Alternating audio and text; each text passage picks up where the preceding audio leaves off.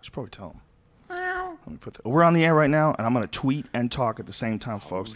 That's how I go. That's how I roll. Here we go. I don't even have to look at this fucking screen, man. That's how good I am. Here we go. I'm going to go with you dirty bitches. You dirty bitches. http:// I do it all by hand, Tate. I'm a fucking throwback. I drive a manual transmission car, ladies and gentlemen. You know why? Because I'm a fucking man, and a man should know how to row gears, okay? Can you do three on the tree? Yeah, I've done that before, but that confuses the shit out of me. A friend had a truck, and I was like, what's going on? Bill Burr has one of those. Yeah. He has a 3 on the tree. For folks at home who don't know what we're talking about, old school trucks especially would have clutches on the floor. Let me just do this commercial quick. We'll talk about cars. The Joe Rogan Experience podcast is brought to you by a bunch of shit that's groovy. Okay? One of them is DeathSquad.tv. If you look at DeathSquad.tv, that's where all the dope kitty cat shirts that Brian designs are for sale. Tait Fletcher's with us today. He is old school OG Death Squad member. From the day, son, Original to gangster. the core. In the DNA, kid. You can't extract that shit. Rogan.ting.com is another place you should go. Oh, did I say it? DeathSquad.tv? Oh, yeah. Go there, buy the TV. Or buy the TV? Buy a TV. Buy a fucking... You can actually through Doug.com. Yeah. Do that. And it's another way Brian makes money. Sneaky little fuck. It's like buying new shoes. If you go to Doug.com and order... Like, if you're going to buy something from Amazon... Amazon has this crazy program where you don't have to actually go just through Amazon. You can have like a little affiliate link up on your site. So if they want to look at something, they go through your site, and the person who owns the site gets like a little kickback. Yeah. It's kind of nice of Amazon to do. So I think it's a cool thing to support anyway. So Doug.com's a way to do that. We're also brought to you by Ting. Ting is the mobile company that I've been talking about for a while. They have been sponsoring us on a kind of an on and off basis. Just to try it out, and it's been working out well. And the reason why it's been working out well is because you guys are responding to what they're selling, and it's a great service. There's no contracts, right? The way Ting has it set up, you could have a whole family on the same amount of time. There's like if you don't use a certain amount of minutes per month, like if you're allotted X amount of minutes and you don't use them, you get credited them on the next month. It's as fair a company as you can get. There's no cancellation fees. There's no contracts. And they use the Sprint network. So it's a solid network. They just do it in a way that I just think is like it's a smarter move ethically. Like they're not trying to rip anybody off. They're not trying to lock you into some stupid ass fucking contract. Like why should it be even legal that you can tell me that I have to be with you even though you suck, or if I want to leave I have to pay a fee? Yeah. Fuck you. Fuck you. That's terrible. And these guys don't do that. And that's what I love about Ting. I think it's a fucking cool company. It's probably a CIA front. It's probably what it is I'm selling some fucking recording devices and GPS track. No, I'm not, folks. I fucking talked to the guy on the phone. He seems like he's totally legit. The phones they have are the shit, too, by the way. I like that. Let's keep doing that in commercials and make it more exciting. Shocked me, Brian. The phones they have are excellent. The one that I got is a Samsung Galaxy S3. It's fucking dope. I have not committed to it as my main phone over my iPhone, mostly because I have to move the contacts and everything. But I'm just going to say this. It shits all over the iPhone. It shits all over the iPhone. It's fucking... That Samsung Galaxy S3 is the shit. It's huge. First of all, you get used to looking at web pages on that big thing, and you don't ever want to go back to an iPhone. You're like, it's so stupid. I could browse the web and actually read a website instead of scrolling to the left and scrolling to the right and just trying to fit it all in like a fucking caveman. With that Samsung Galaxy S3, you can see the whole screen. They have a bunch of other cool smartphones, too. There's like a wide variety of phones. And they even have, like, if you're like old school flip phone dude, they got one of those things, too, man. You can, a lot of dudes, even Dana White goes, he rocks old school. He rocks a flip phone. And he texts with one thumb. Dude is weird. But that's all possible on Ting. All sorts of different LG, mostly Droid smartphones, though. And ones that have excellent ratings online, too. If you go to like any of the tech sites, CNET, along those lines, and check out some of the reviews on some of these phones, a lot of them are like really badass, especially the Galaxy S3. So go to Rogan.ting.com, and if you sign up for service, you save $50 off the price of a phone. Whoa, can you believe that shit?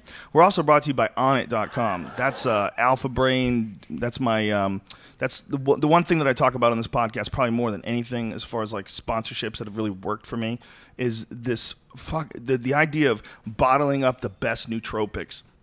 I'm a big fan of nutrition and health, and I'm a big fan of supplementation too. And I think that there are absolutely certain supplements that it can enhance the way your brain functions. Just like caffeine can pick you up and give you a little boost and give you some energy, just like a lot of different nutrients can have a positive effect on athletic performance, there are certain compounds that have been shown to clearly have a positive effect on your brain's ability to function, your ability to rattle off sentences, your ability to recall things that you need to remember. They're nutrients that help to enhance your brain's ability to produce neurotransmitters. All of it can be explained in way more detail than me because I'm a fucking idiot and I don't really know what I'm saying. The things that I'm saying, it's like I'm saying the right words in the right order, but what am I saying really? I don't know. I really don't know much about neurotransmitters. If you told me where's the neurotransmitter factory in the brain, I'm like, I don't know the plumbing. I don't know where the light switch is. I don't know shit. But I know when I take Alpha Brain, first of all, I have insanely vivid dreams. That is the one thing that nothing seems universal, which I found really fascinating about this experience getting involved with a vitamin company, is nothing's universal. There's some people that just do not respond to a lot of different things, or their sensitivity is different than yours, or I don't know, or their body's different. There's no doubt about it. Look, some people can eat peanuts and they love them. Some people eat peanuts and they're fucking dead. Some people can eat shellfish and they love them. Some people eat shellfish and they're fucking dead. It's weird. You know, it's like food for one person is literally poison for the next. So our bodies are not the same. And because of that, to make sure that no one ever feels ripped off, one of the things we have it on it is a 100% money-back guarantee on the first 30 pills. You don't have to return the product. You just say, this shit is not for me. It doesn't work for me.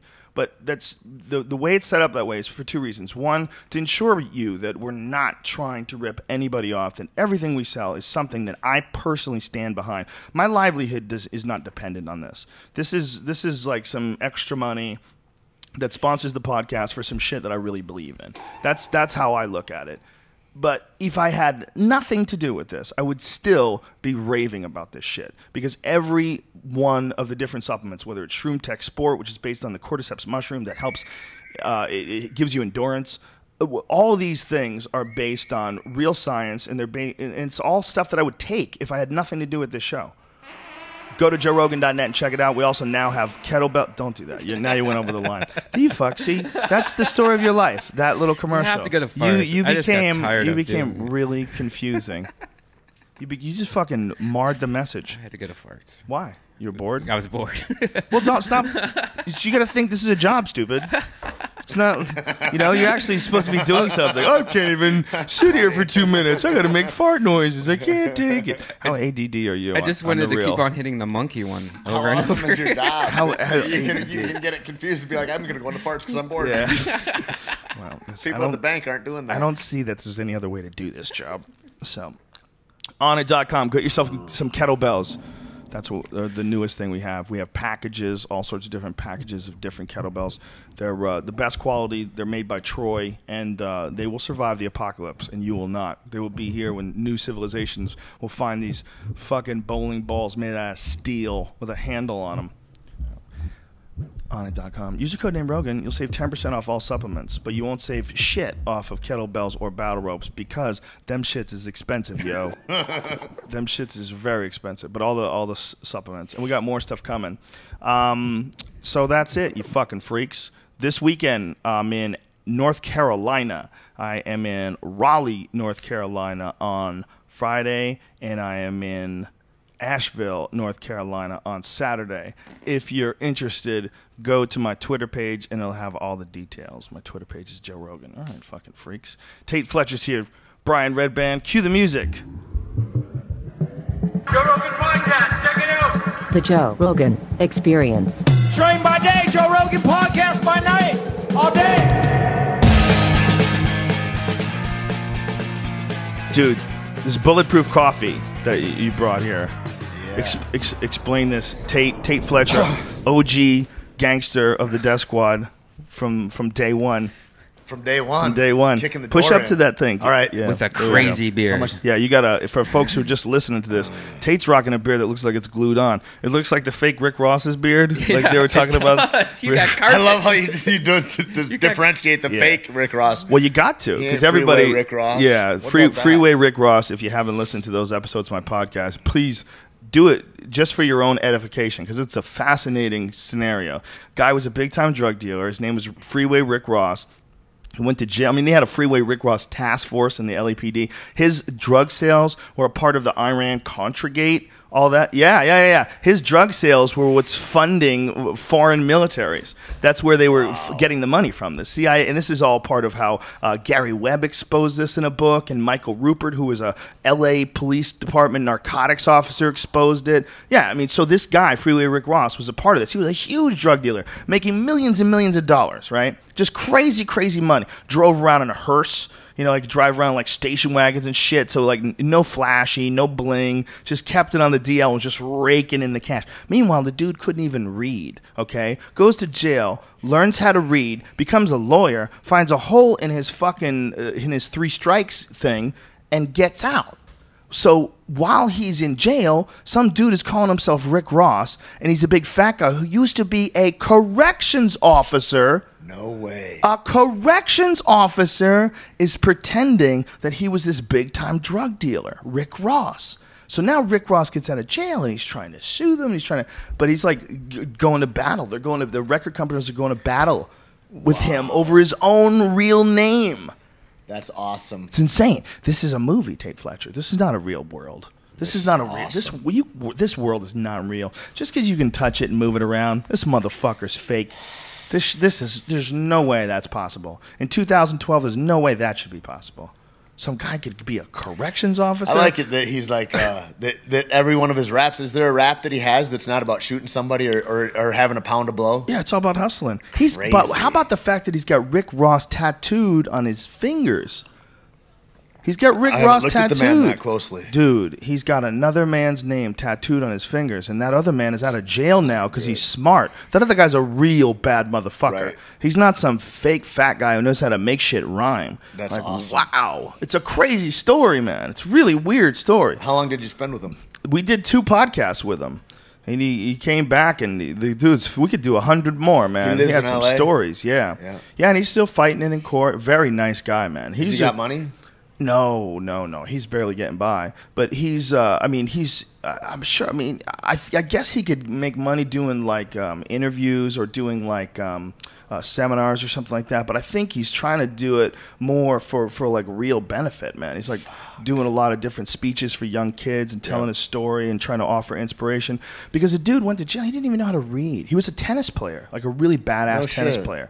And in learning how to play Vanessa tennis. Williams' uncle. He was a really good tennis player, but he couldn't read, so he couldn't go to college. So it's like he could never He's go got to from... get a screenplay. Something, dude, you know? I'm sure they must have something going on. We actually talked to him about it. We said Too Short had to play it. Too Short looks just like him, I'm telling you. Really? He's taller than Too Short, but he has Too Short's face. It's kind of crazy. Or maybe Denzel Washington could play him. He could fucking play anybody, right? He's badass, man. Yeah. You did a movie with him? Yeah, just got off. What is it? It's called Two Guns. It's him and Mark Wahlberg. And our crew is all Navy SEALs, and then we split from Wahlberg. He was one of our crew, and then we go to kill them, and the movie's us hunting them, basically. What do you feel like when like if you were a real Navy SEAL and you saw these crazy like missing in action type movies and shit where people do ridiculous stuff? What the fuck does it like what's to crazy, dude, on films is that all those guys, the producers and directors, they're like, we need this to look real. We need this. We want it to be authentic. Until it's the day to shoot it, and then they're like, okay, we're gonna flip the car over 16 times, and you're just gonna you're gonna push it off, and you'll just push out and roll, or something that's ridiculous, you know. And there's a lot of that just none of it matters. It's all suspension of belief, you know? Yeah, there's a certain amount of that you do in a movie, though, and I lose level 10. Right. I can never get to level 10 in your movie. You know what, though, dude, is like you look at an American kickboxer or something as an MMA fighter, you look at that and you're still like, awesome, and he's dipping his fucking gauze in glass and shit. You're like, rad. Right, but it's never going to kick. I don't think, was that just called Kickboxer? Yeah, it was just the Jean-Claude Van Damme. Yeah. I think when you get to a certain, you have to suspend disbelief like that, you're never going to hit like that Godfather level. Right. You know, you see like The Godfather, you watch that movie and go, God damn, they nailed that motherfucker. Yep. The way they choked that dude in the restaurant, the murders looked real, everything. There was no sensationalizing. There was exactly as much gore as you would see if you were in the periphery. Right. You felt like you were in the experience. Yep. They weren't bullshitting you at all. Yep. So by the time, when you get out of that movie, you're like, whoa. Same things like And it Apocalypse holds up Now. forever. Yes, those movies hold up. Or The Deer Hunter. Perfect example. Perfect example. What a crazy ass movie that was. Yeah. And they had to take the deer with one shot. That was their thing. Well, they're all getting tortured with the Russian roulette and all that shit. Oh my God. Fuck me. The Russian roulette scene with Christopher Walken. That is one of the most intense scenes in any movie of any era. Yeah. Even today, if that movie came out today, it would 100% hold up. Like maybe a little bit of the music was probably a little corny. Well, you look at what's out there today that doesn't look. Maybe not. Have you seen Expendables 2? No. I Talk saw about one. It's a 9mm shooting you in the head, and your head vaporizes. It's like that kind of God. Kill Bill shit, and you're like, why are we doing that right now? Like, how about we don't do that? See, I'm a hypocrite though because I like Avengers type shit. I like superhero type shit, but I know it's bullshit. You know, it's like I like that too. But I don't like this mishy-moshy, like halfway shit where you're pretending it's a real movie, but some nonsense happens. And how come this dude could beat everybody up so easy? Like, what's going on there? You know, these guys, you're making these guys look like skilled fighters, and this guy's just taking them out. Did you see Batman? No. I didn't see it. I was going to see it, but that whole Colorado shooting thing kind of fucked with me. No. Fucked with me. I thought, well, definitely if I was there, I'd be scared. But I don't think I could watch it without thinking what those people were thinking. I didn't think of those people at all. I might get it on Blu-ray and wear my shoes in bed. Just in case you got to run? Yeah. You felt the same way, right? Like I just, I barely go to the movies, so I don't know. It had to hurt the box office of that movie. Oof. It had to. That's a terrible thing to think of. That's all they why think would you of, think though. of? That is all they would think of. But it also highlighted how you could have 300 million people living together, but it's so rare that something like this pops off. To me, it was a disgusting, horrible, sad event. But when I really analyzed the facts, I was like, man, we get along way better than people give us credit for. It's true. Everybody's armed. Everybody's hammered drunk. Or what, you know what I mean? It's like there's all that shit going on. There's all these variables, and people are vying for the same job. People aren't doing very well, and still, people aren't getting axed every day. It's not like it was back in the '90s in LA where there's shootings on the freeway and shit. You know? Yeah. It's. I think. I mean, even back in the '90s, I mean, it's like we have more access to the news now, like from everywhere. Anything that's bad from anywhere, we get real quick. So we get a real distorted perception of what interacting with human beings is like. Because the model that we're dealing with is 300 million people, which is just crazy that you would take individual episodes out of that and try to apply it to what the world is actually like. Because it's just too many. The numbers are just too people don't really know what the fuck 300 million is. But you couldn't see it. What 300 million is, if you got everybody in front of you, just in this country that lived, there would literally be, you could stand on top of a mountain and you would see nothing but people till the horizon. Right. That's an insane amount of people. Yep. And they're making some shit choices. And they're coming over to your house and they're fucking putting some drugs on aluminum foil and lighting it up in front of you. And you're like, what the fuck are you doing? Disrespectful. Lighting up fucking crystal meth in front of you. Even with nice tits. That's disrespectful. Well, it's just like, whoa, what kind of craziness are you running here? What do you think about all that? Like, now we don't have as much outward violence like that, but you look at right now what's happening, and it seems like it started it seems like prison is a template for shit. And it's like, we're gonna make sure blacks, Mexicans, white people don't get along, and we're gonna control the population that way. And you look now, 20, 30, 40 years later, down the road, And even now, we like within the Republican Party, or what, like people are hating. Like there's more division. The more divisions that are created, the more easily controlled people are. You know what, man? I think that's just human nature. I think people are insecure and they're always going to hate on the other team. It's like part of our DNA. It's part of our DNA to look at Mexicans and go, oh, that's not me. And look at a white guy that looks exactly like you, like that's my guy. And look at a black guy, like, ooh, I can't trust him. It's like that's another team. Like it's hard out there. And the best way to get through this shit is we form groups and we have loyal motherfuckers that are down with us. Fuck everybody else, right? And that's what people sort of they gravitate towards that. And when you gravitate towards that, it's like you're always going to have conflict. But it's like where there's a lack of enlightenment. Yeah, isn't that a broken construct? I think there's a lot of people capitalizing on human nature, and that's what they're doing. They're making a fuckload of money off of prisons, and they're making a fuckload of money off of making sure that these areas are not rehabilitated, so they have a steady supply of people to keep that. I think that's absolutely true. A buddy of mine, his brother, does like big, like if you got $20 million, he'll do your mutual funds and set up your portfolio and all that shit. And I asked him, where's all the real money going? Where are people really looking to put loot? And he says in the correction system, in prisons. Jeez. And those are the futures. And that's fucking kind of, it's a little crazy. But it makes sense then also, you look, we're going to go to war with the Mexican immigrants that are coming in, and we're going to need to house them now. And so we're putting, like, ever since the 90s when they started doing privatized prisons, that became a cash cow for people. And so every bed, so we need longer sentences. Pot, we're never really going to get really legal because most of those fucking people that are in these victimless crimes are in prison for drugs like that. Shit that doesn't matter. And when you find out that corrections officers have unions and the unions lobby to keep things, it's crazy. Or that IKEA gets their furniture made by guys that are making 12 cents a day. Yeah. You know what I mean? In prison. Like, holy. That's slavery. Fuck. If that's not slavery, you tell me what is. Yep. Oh, this guy fucked up, so now he has to be a slave. It's not that you're trying to protect society from him and rehabilitate him. It's like, nope, now you work for pennies. Yep. Now you work. I mean, it's really nuts. You know, those Foxconn people, they're rioting right now. There's one of the Foxconn factories. It's like a 2,000-person riot going on. They've blacked it off from the Chinese version of Twitter. They've like deleted images. Like they're suspending accounts and trying to like delete everyone's accounts of it because they can get into the internet and they can delete shit in China. They can like just delete your websites, which basically they can do here too. Now the government has already done that. Isn't that what they're trying to do with SOPA and all those kinds of things? Yeah, they want to have more and more power to be able to do that. But in China, what they're doing right now is it's stopping dissent because there's a gigantic. This is the reason why this shit is dangerous in America, and we for whatever reason we accept it and we think it's okay. It's no big deal. Hey, if you're not putting anything bad on the internet, you shouldn't worry about it. But that's what's ridiculous is when people have power over you, they fucking almost always abuse it. If you go back to the Stanford prison studies, and they did it with college students, they had college students pretend to be prisoners and prison guards.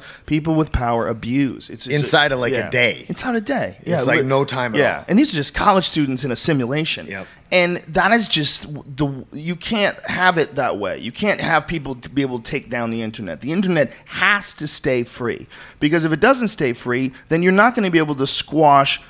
You're not going to be able to get rid of really corrupt governments. Like the reason why all these people in Egypt, all these people in other parts of the world, they're having these rallies against their corrupt government is because they're able to communicate with each other. Right. So we're assuming that our people that are in power are always going to be fair and always going to be just and always going to be loyal to the good of the American people. But we've already seen through Nixon, we've already seen through the evidence of shit that was passed. That's not the case. So well, if that's not the case. In Iran, the only way that they were able to mobilize the resistance there was through Twitter. Yeah. And they blacked out everything else. Yeah. And that's the only thing that was free and clear for them. And then that went on to Spain and the Indignados that started off the revolution there, to Syria, to and that's Egypt, going right now. to You all see that. it on the news right now. Yep. Today. And then even just now what happened with Occupy Wall Street. They fucking got a couple hundred people they arrested, even though if you listen to mainstream media, they say, no, that shit's dead. It's like, well, how come you arrest 200 fucking citizens that just wanted to go and talk about how come the banks are fucking us? You know, the real situation is that this system is broken, and they're just trying to like glue it, keep like taping it together as it's falling apart. They're like putting tape, and it's wrong. No, we got it. In order to have it, we're gonna have to take some rights away to keep this fucking thing up, and they'll glue the top of it up there. It's, you know, it's a broken ass system, and some mathematical genius, first and foremost, has to come up with a way of distributing, distributing taxes, and a way of figuring out what money really is based on and what money really is. Just have something, it has to be based on something. It has to be some sort of resources, whether it's oil and gas or coal or wood, or money has to be based on something. It has to equal X amount of something. Because right now it's just chaos.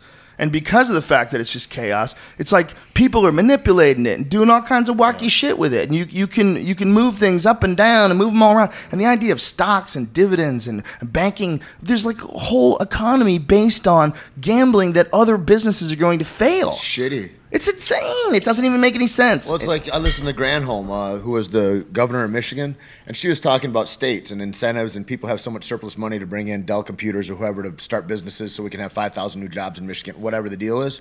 She says, but that whole construct is built and based upon that Ohio doesn't do well then. Right. It's all built on taking, and Texas has really great incentives, so they get a lot of, like, and so that's for a national construct, that's fucking horrible. We've got to have states doing, and then if you look globally, it's like I need Mexico and Cuba to do poorly for United States. Like, it's like that whole consciousness has to shift in a way. Yeah, well, we got to figure out a way, first of all, to the idea that this is going to sound really crazy, but we can't have countries. It doesn't make any sense. You can't say that just because you were born on this patch of dirt, you can't make your way over here where there's opportunity. Because isn't that what being a fucking human and a society developing is all about? A developing society is a society that wants everyone to have an opportunity to do better. Yeah. Everyone. Yeah. It doesn't just mean the people that were lucky enough to be born in California. What about the people that are born in South America? They should be able to come here. And it's going to fuck things up for a while. But it will balance out eventually, and the benefit would be the entire human race if it's handled by brilliant people, if it's handled by true humanitarians, if it's handled true altruism. Yep. If the people at the top of government really were explaining to everyone that we have to think about the future of the human race. And in order for the human race to grow at the top, it has to also grow at the bottom. It can't have a rotten foundation. And that's essentially when you deal with these parts of the city where there's no getting out, man. You're fucked. Like this Rick Ross story. 28 years old, can't fucking read. You know, like how did he get through high school? What happened to this poor fucking guy?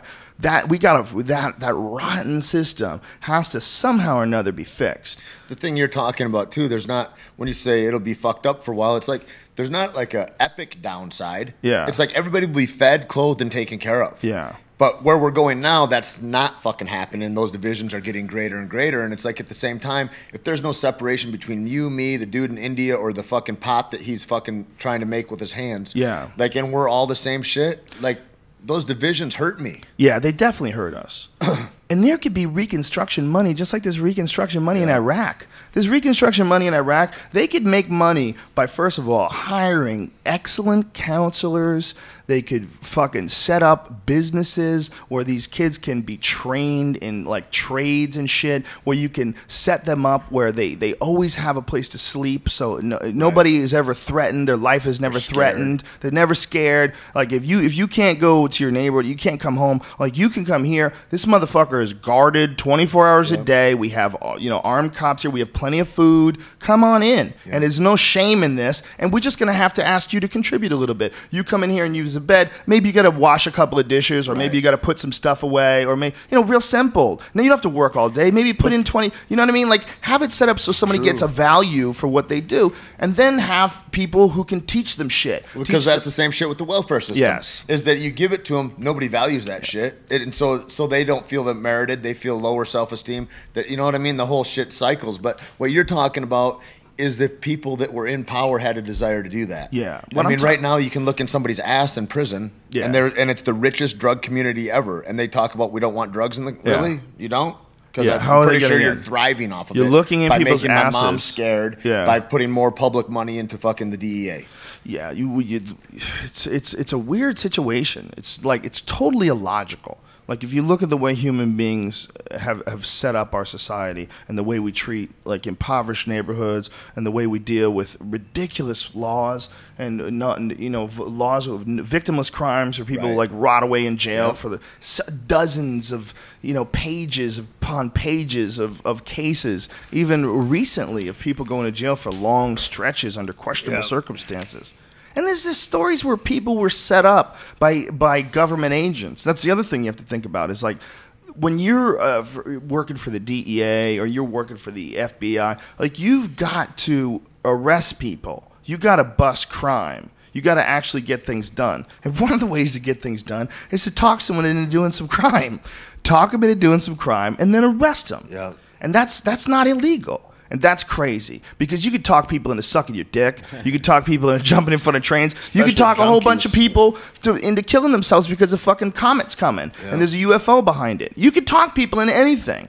You can't tell me that a smart cop who makes a living being an undercover agent, so that means a person who thrives under pressure is really good at lying and manipulating people. Really good at lying and manipulating people, enough so that he can hang around with the enemy and they think he's one of them.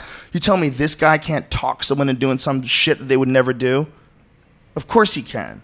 So he's essentially creating crime and then arresting people for doing that crime. That's They pay people to keep doing crime. I mean, when I was a kid, I worked for this guy,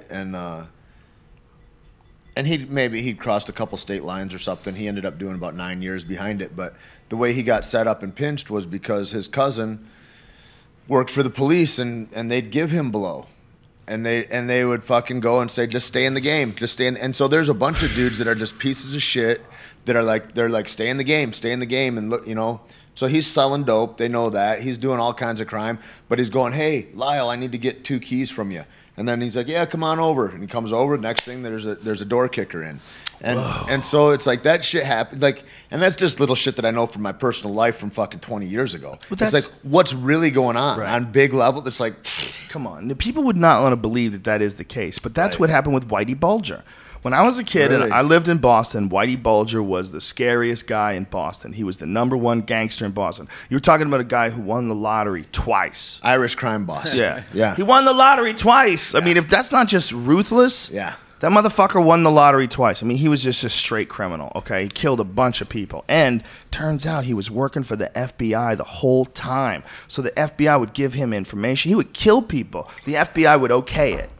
So that's like The Departed. Yeah, it's like Jack Nicholson's exactly. Based on him. Based on Whitey Bulger. Yeah, they just arrested him like in Santa Monica, right? Yeah. Just a little while ago, like a year or two ago. Had a couple $100,000 in a little apartment up there. Yep. And they were looking for that guy forever, man. They were looking for him for long. He was living modest, man, just trying to stay on the DL in Santa Monica. Yeah, him and his old lady. They got pinched up there. Why the fuck he thought people wouldn't recognize him? Like and they actually got him because someone recognized the girl. Really? They recognized his girlfriend. They had all these photos of his girlfriend, and they put photos of his girlfriend everywhere. And someone in the neighborhood recognized the girlfriend from some TV show. I don't know why. I guess he couldn't get out of the country, huh? Well, I don't know. I guess he was fighting with the chick, too, like screaming and yelling, and that's like it would turn people onto them. You know, there was some fucking violent altercation, a lot of yelling. And so that got people to tune into them, and then the lady recognized her. I might be butchering the story.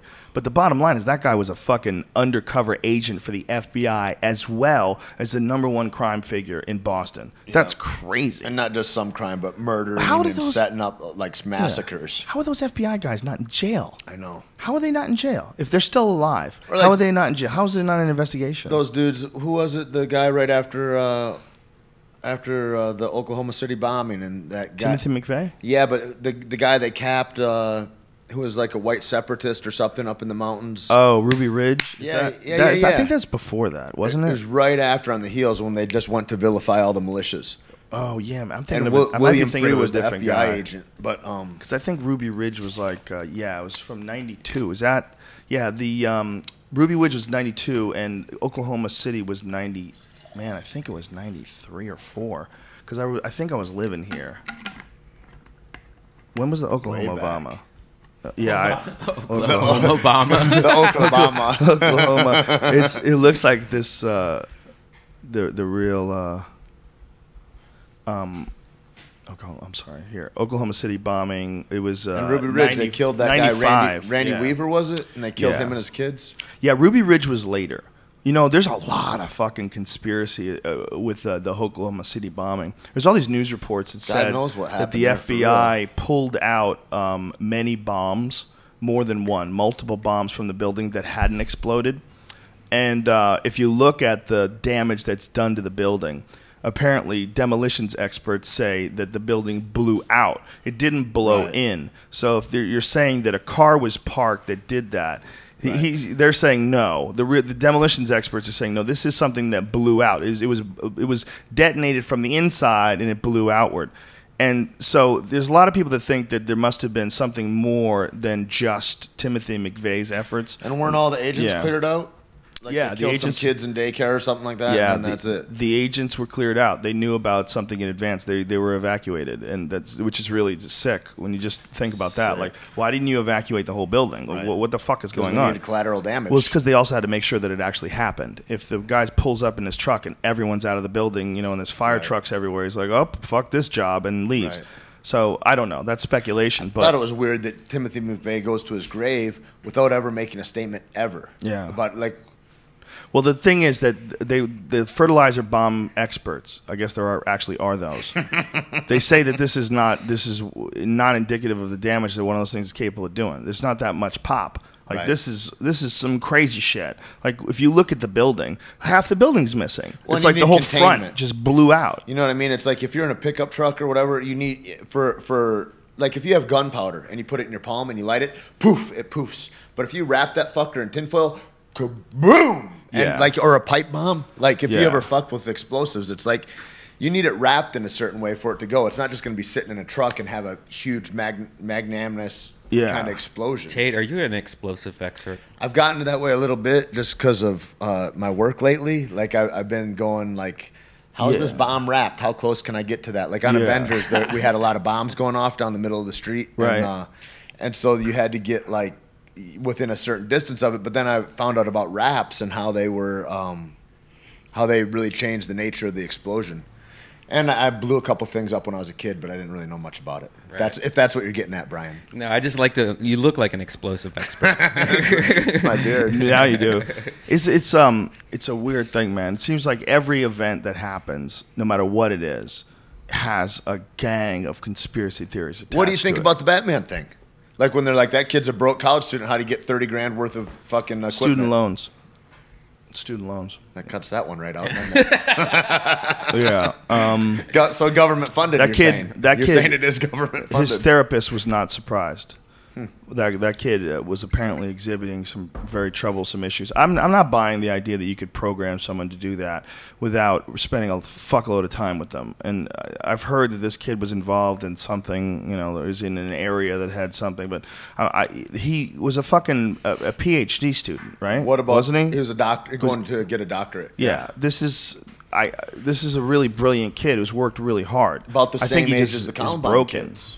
Well, those kids were, a lot of that was linked to antidepressants, you know. So, both in Colorado. Yeah, it's true. There's a lot of links here. You know a what lot it of could be? Christians in Colorado. Oh, yeah, there's a little of that. A lot of wackiness. Yeah, it's true. There's lot a of people lot of believe Colorado, stories there. especially Colorado Springs. Yep. But there's also, like, not that much air. Like, maybe that's not good for you. When my wife was pregnant up there, man, it was fucking hard to watch her, man. It's like she had the flu. And then when she came back, when we moved back to California, boom, instantly, she was 50% better. Really? Yep. Yeah, you're not really supposed to live where the air's that Can't thin. imagine having a fucking baby, man. That would be crazy. Yeah, it's pretty fucking crazy. Imagine You carrying mean that in your around own like all body? that. Yeah. Like the whole thing that women go through. Ooh, I thought you meant fuck. giving birth. Well, That'd that be too. Awesome. You think you'd like to give I birth? think it'd be I sweet. bet Could you after 9 imagine? months that would be the Strange. easy part. Could you imagine having like a human come out of you? It's insane. some I've seen The it. I've best seen it poop happen. ever. I've seen it happen twice. It's the strangest thing ever, man. It's the strangest thing ever. But they have a lot of premature births in Colorado because that sure. air. I think it's like one of the number one places in the country that has premature births because there's no fucking air up there. I hear the actresses do it in Hollywood a lot so that they don't get stretched out. They get them a month or two before they're ready to pop, and they'll just cut them out. Who the fuck does that? Yeah. Explosive. Who do you know? You got to stay hot. Explosive You gotta experts. stay That's so hot, Joe Rogan. crazy. That is so crazy. Keep that body viable.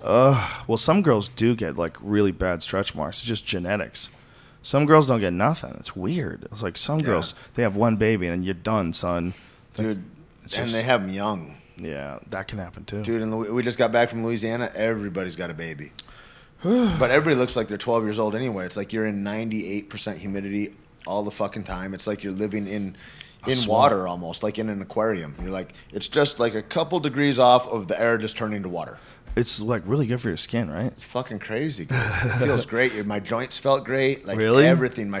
I got fucked shoulders and everything. I felt good. I worked out every day. Everything Really? felt awesome. Wow, maybe we should move to Louisiana. Death Squad, Louisiana, you down? No. I don't think you want to Dude, New Orleans. Don't you like Mardi Gras? Hurricanes. Good to the whole visit. bucket Good to thing, visit. That's right, the- hurricanes. The zombies out A there. lot of guys just murdering people There's a right lot in of front of that. cops just for They, nothing. they got a thing they call misdemeanor murder in the outside of Louisiana, or in Louisiana outside of New Orleans. It's they have so many people in jail that if they don't officially like try you for something, if they don't officially charge you with something within 30 days, they have to release you. So guys get arrested for murder and they just can't get to them, so they just let them out because there's so many motherfuckers in jail. Crazy. And so once they get used to popping people, I might have butchered that thing, but I know that there's a term called misdemeanor murder. I might have butchered whatever the actual reason they let them out so quickly is, but it's not. They don't get charged. They just nuts. Crazy. Oh, it's crazy. It's crazy. There was a lot of reports of like really crazy shit going down in the the days post Katrina. Right. Like just I bet. the cops were just fucking jacking people everywhere, just taking people out. You know that there was all sorts of breaking in and looting, and it's a lot of Couldn't imagine, dude. vigilantism. It's like you drive around Bourbon Street, drive around the French Quarter, and it's like it's kind of hazy. You expect Jack the Ripper to come out from around the corner. Like that's where that motherfucker lives. Like anybody could got there at any time. It feels like you should have a passport to go to New Orleans. You really But it's should. beautiful. Everybody's It's at the other amazing. time. It's Everybody's so fucking sweet. They're kind of, oh honey, how you doing? It's like you can't walk down and everybody's gonna smile at you, ask you how you doing, and they're gonna give a fuck. They're gonna be genuine. It's crazy friendly too. We had a great limo driver. He was the shit, this guy. He was really cool as fuck, man. And he took us around New Orleans, and he's from New Orleans. And he was telling us stories about, like, the one time he moved out of New Orleans. And he came out of a store, and he's sitting there drinking a beer. And the cop pulled up, and the cop's like, you want to tell us what you're doing? Oh, yeah, man, I'm just a friend's coming to meet me. I'm just having a beer. And he goes, are you really so fucking stupid that you're drinking this beer in front of me? Like, he kept drinking it. Right. And he's like, what the fuck is wrong? Like, what's wrong? Right. He goes, where are you from? And the guy goes, New Orleans. And he goes, okay, let me tell you. The way they do things down there, it's not like anywhere in the world. You can't just, I'm telling you this because I know that you don't know because you're from New Orleans and I've talked to people from New Orleans before. I just got to tell you, you're not allowed to drink in public. Like, that's alien to them. Alien. You could drink everywhere in New Orleans. Alien. But really, that's the way it should be, man. You should be able to drink anywhere. You should It's be able to drink crazy. anywhere you want. You have to have another house somewhere. You have to have a house in a fucking Dude, if cave you don't somewhere. have an idea about what life is like anywhere else, and you just live, it's fucking. I walk down Bourbon Street, I'm like, did they just get everybody fucked up at the Walmart and put them in too tight of clothes, and then get a party bus and dump them all off here? Like, it's fucking nutty. It's weird. Yeah, a guy gave me a laser pointer. He goes, man, I want you to have this. I go, what is it? It's a laser pointer. I go, why? I go, why you want me to have it? Man, just, I think you're cool, dude. I want you to have my laser pointer. Okay. Thanks, Solid. man. He just had to give me something. He wanted to give me something. Man, I fucking love you on that show. Here's your laser pointer. That's awesome. It's like, this is so bizarre. A laser pointer. And everywhere you go, it's like strip club bar, strip club bar, strip club bar. Live sex show. Live sex show advertised in the street. Come on in. Watch people fuck. I didn't have the heart to go in. I wanted to. I wanted to, and like 4% of me wanted, and I'm like, I just can't. Tell you what, dude, it was a beautiful place to do stand-up comedy. That is a beautiful place to do stand-up comedy. I might have to tape my next special after I release the Atlanta one. I might have to tape my next one in New Orleans. Do it early in the It's day, just or that they'll be good. too fucked up. No, man, I had a regular nighttime show. It was great. You know, every weekend they have a huge party. Really? Like they have a red dress run. Everybody throws on a red dress and fucking runs like a fucking half mile. But it's like a moving cocktail party basically. Happens in the morning, goes all the way into night. Or they had a running of the bulls that I did. It was awesome. I put some videos on Facebook, but it was like all these roller derby girls from surrounding states will come there. They'll all put on red. Yeah, red, and they'll put horns on their helmets and shit, and they'll have wiffle ball bats, and they'll be the bulls of Pamplona, and they'll be beating motherfuckers. Everybody's dressed in white. I had on a tutu. It was awesome. Oh, that's big hilarious. beard tutu. That is so funny. Yeah, it's crazy. Anything for a party there, man. I was in the strip bar, and there's a fucking Mexican chick comes up, and we're talking, and she's like, yeah, I'm from Tucson originally, blah, blah, blah. Cool. It's just like everybody's twisted a little bit there. And she goes, hey, I'm going to this, you want to come with me this weekend? I'm going to go to this music festival that my best friend's band he's playing in. I said, oh, awesome. She's like, what kind of music do you like? I'm like, whatever. And like, usually with strippers, it's like AC/DC or Lil Wayne. It's like what, like something in that genre is what you're thinking, And she's like, yeah, it's a neo-Nazi punk show. And I said, excuse me. And she's like, it's a neo-Nazi punk show. I'm like, your best friend's band. And she's like, yeah. And I'm like, and you're Mexican. And she's like, yeah. I'm like, I'm too confused, and there's no way I wouldn't get killed there. I'd hear one conversation, and then it would be just like a boot party on me. Like there'd be 15 little skinny dudes with fucking steel-toed boots kicking my face in. Ugh. It's like these are confused folks. Oh, that's hilarious. Yeah, there's a lot of that going on in this country too. Yeah. They said that something like 50% of the country believes in the biblical tale of creation and that the earth is less than 10,000 years old. 50%. I don't know how they estimate that, but That seems low. They can't point to where a state is either. Show us Florida. They're like, I don't know. well, if I didn't fly around a lot, I might not know either. I can't explain to you where the fuck South Dakota is. You asked me to pinpoint that motherfucker It's right on a below map? North Dakota. Yeah, but I wouldn't find that fucker either. I don't know where that shit is. I barely know where Ohio is, and I love Ohio. But like places that I don't go to, shit, I don't know. Where the fuck they are. Where's Wyoming? Where the fuck is that? North. Yeah, but try to find it. Is it? No, where's it? I'm the same way. There's only a few places I really know. There's places that I've never been. Like Wyoming's one of them. Montana's another one. Never been. I don't know where the fuck they are, man. I'd like to go there, but I don't want to stay there very fucking long. It seems desolate. Montana's beautiful. I'm going hunting in Montana. In Really? October. Yeah. For what? Me and Brian Callen. We're going hunting for deer with this guy, Steve Ranella. He's the author of this show, The Meat Eater. And I've been wanting to go hunting forever. I've been saying I want to do it for years, to the point where people are getting annoyed at me for saying it. Yeah. But it's true. I eat meat. I should be responsible for killing at least one animal that I eat. You never killed an animal? No, just fish. Never killed an animal. Yeah. We grew up. That's all. Yeah, that's all we did. Like just murdering puppies and shit. Yeah, we just killed. My first kill was a Doberman. So. You killed a Doberman? No. By rape. By rape. No, but everybody in Michigan, we grew up hunting deer, shooting deer. Yeah, and there's so many. Fuck, I've got friends that we would stop, like straight hillbillies, man, and they'd stop on the side of the road because there's deer that get hit by cars all the time. They're steady killing people. They'll jump out if the guts aren't exploded. They'll go gut them, take out their heart, tenderloins, and then bounce. Ugh. Yeah, that's what a lot of people do. Crazy. They found but it's a food source. This Steve Ranella guy, on one of his shows, they found a good deer that was shot and killed, and the only thing that was taken was the backstraps. That's it. Yeah, they just took the backstraps and left the rest of the body. And I'm like, wow, that's kind of fucking crazy. Best part of the deer, but it's the best part of the deal, but that's really ruthless. That's fucked up. Just drag it to a butcher shop, you lazy bitch. Venison sausage is delicious. Dude, the whole thing is rad.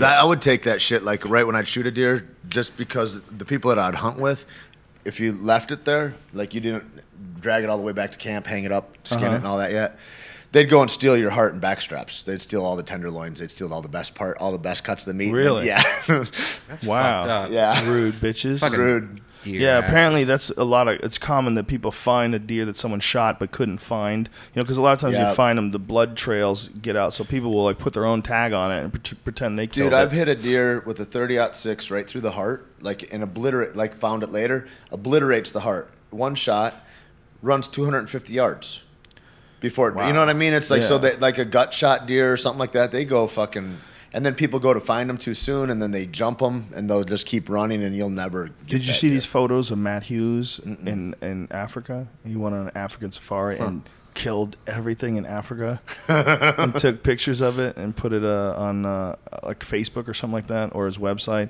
and there's just this crazy like reaction Ted to style? it. Yeah, and there's this, people are really mad at him.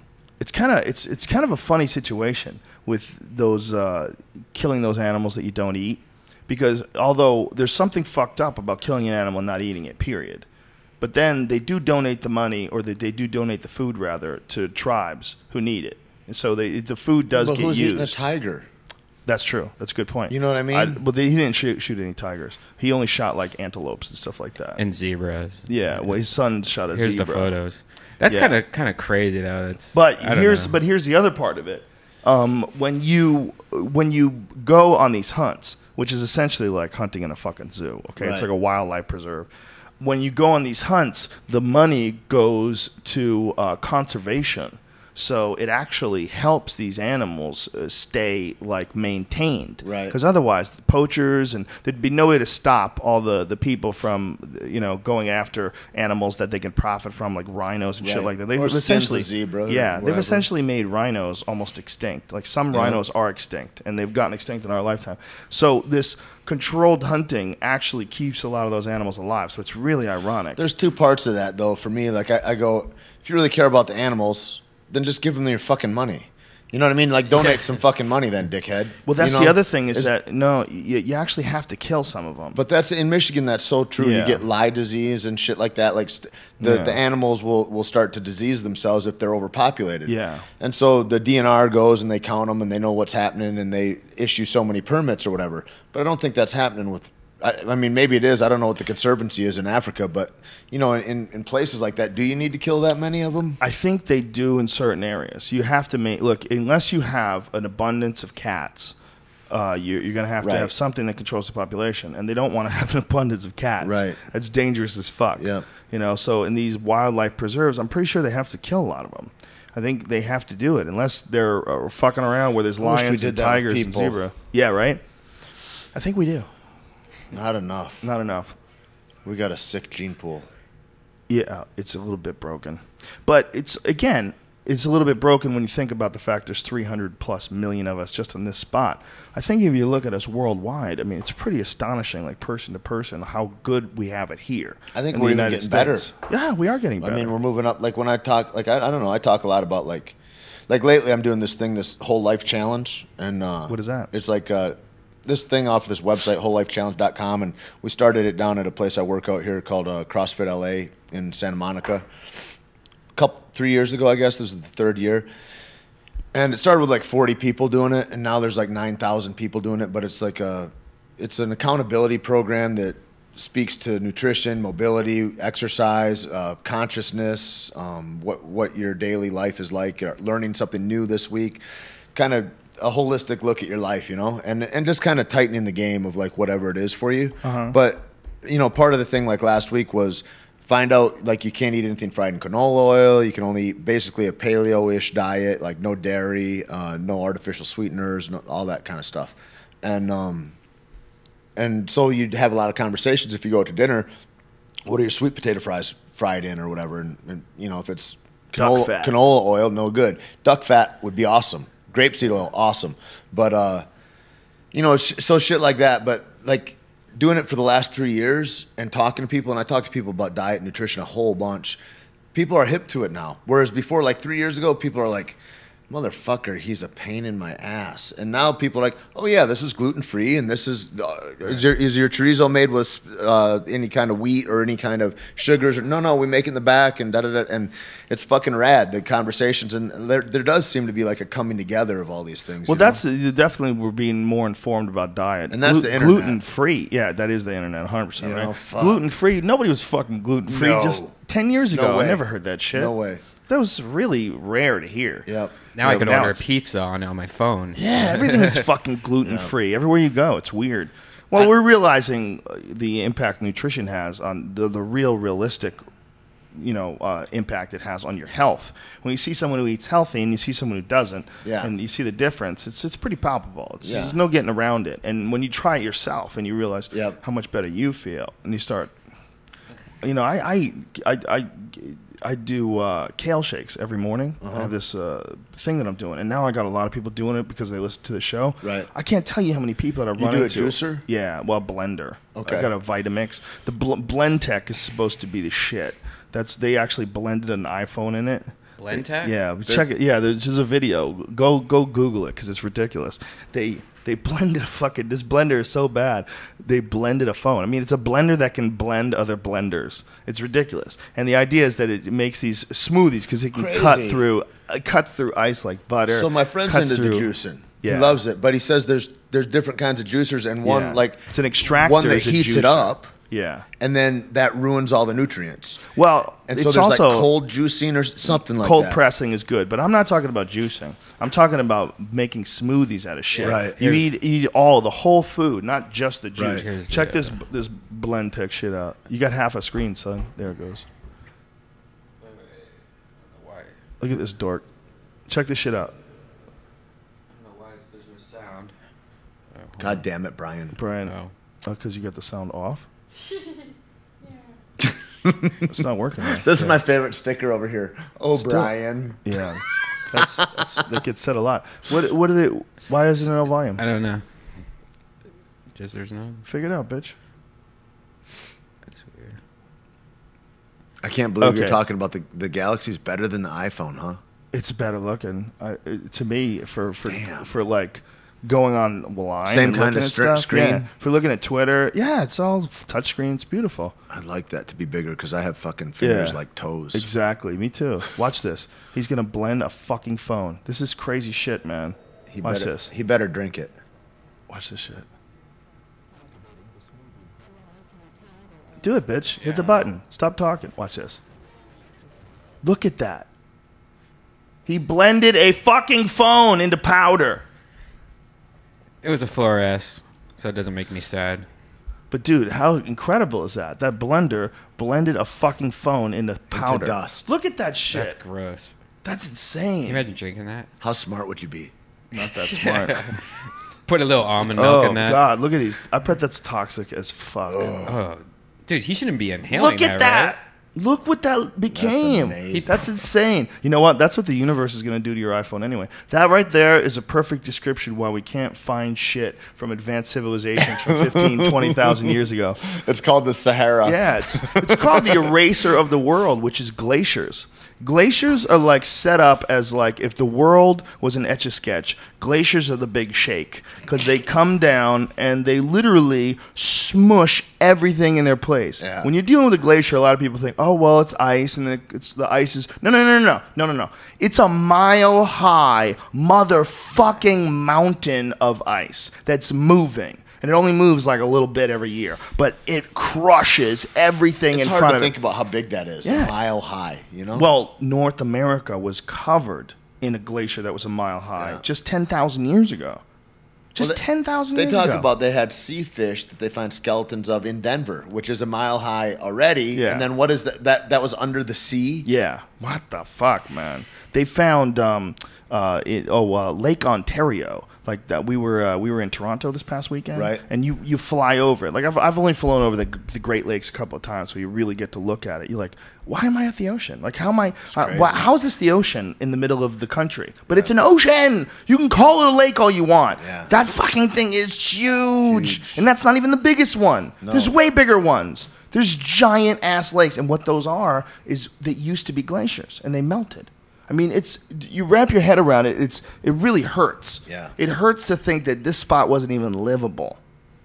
Well, and when you think about like all of humanity and like how long, like we're a blip. Yeah, we're nothing. Like this isn't gonna last. but we're like so clinging to our house on the Malibu Yeah. beach. This is here forever. Yep. This is a family heirloom. Like you're on the most or unstable what part we of think the it world. is, or where we think it's going, or Yeah. like, It's going to really? be covered in ice. The whole thing's going to cover again. The whole world is constantly rolling like that. Did you The hear about that climate kid? shifts. No, not the kid, the polar bear that came off of a cap in Greenland, I believe, and fucking floated to Iceland and took out a troop of fucking Boy Scouts. What? That fucking the fucking polar bear on a fucking ice cap that breaks off. He's fucked. He floats. He's at sea for God knows how long. And he comes up on some fucking Boy Scouts and killed like, I don't know, 12 of them or something like that. He wiped them out.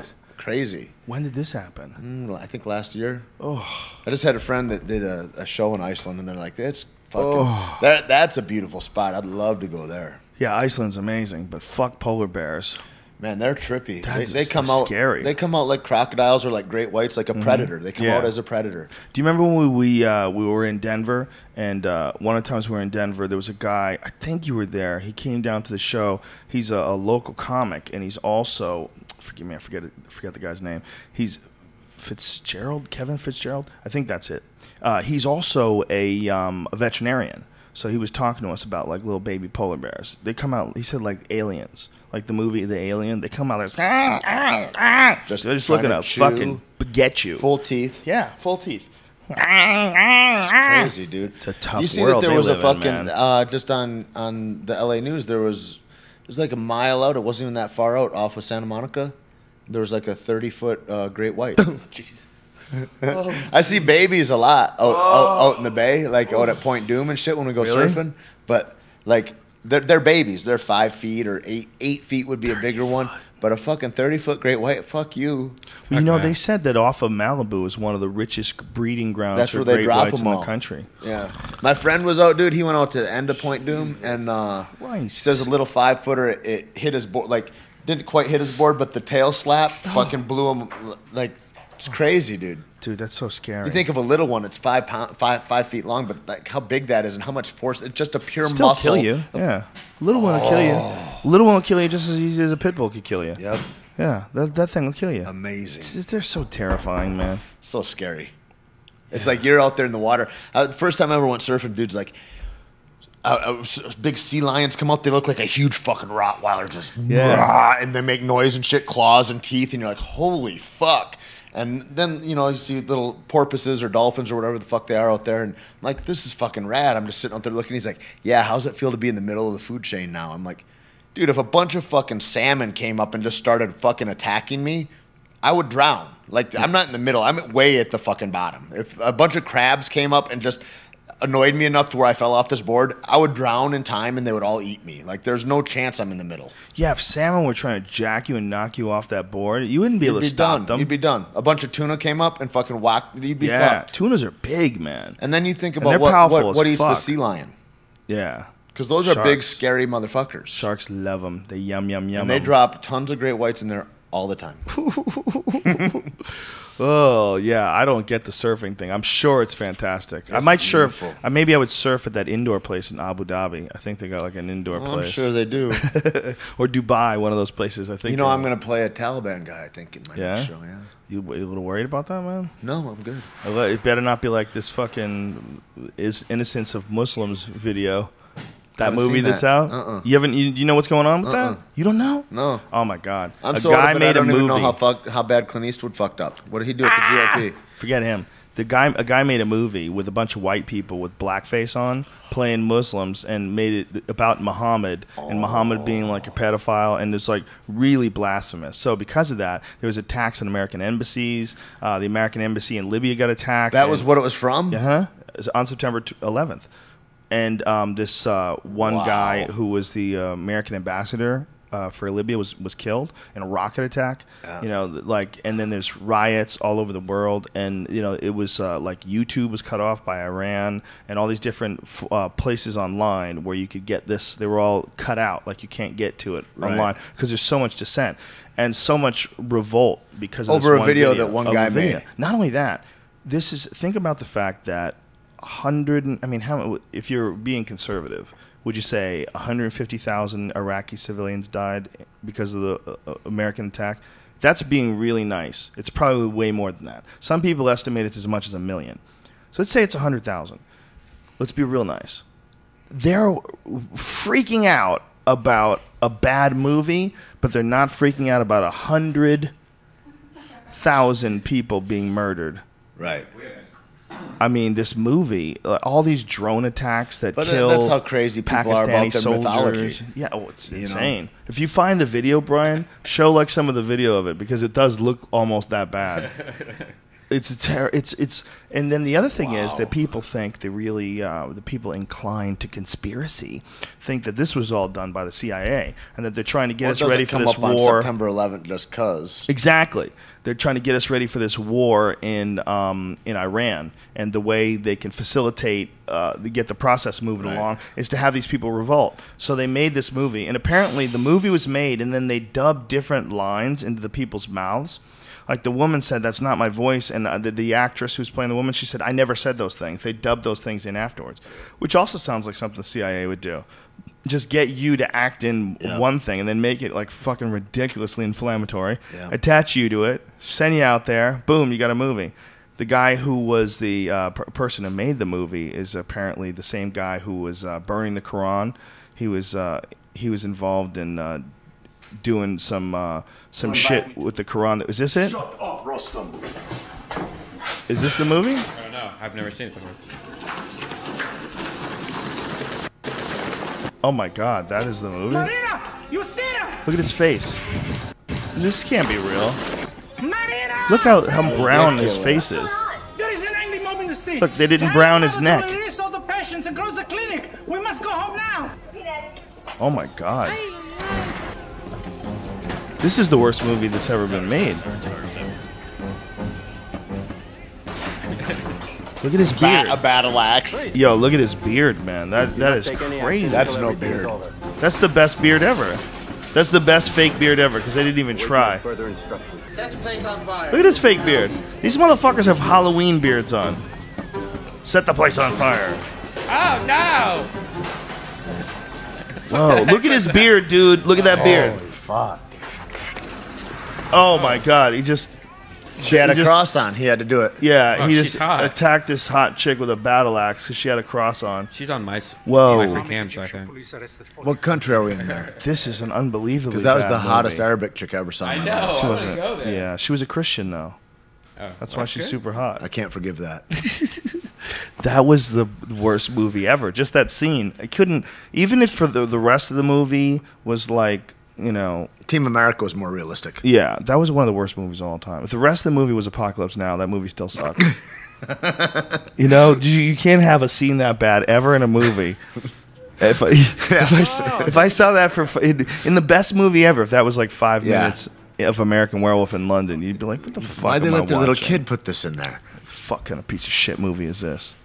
There's levels. And that motherfucker who made that movie is no Stanley Kubrick. That's all I'm saying. The fucking guy had brown face only on his face and not on his neck. This is a movie, Tait No attention Fletcher. to excellence.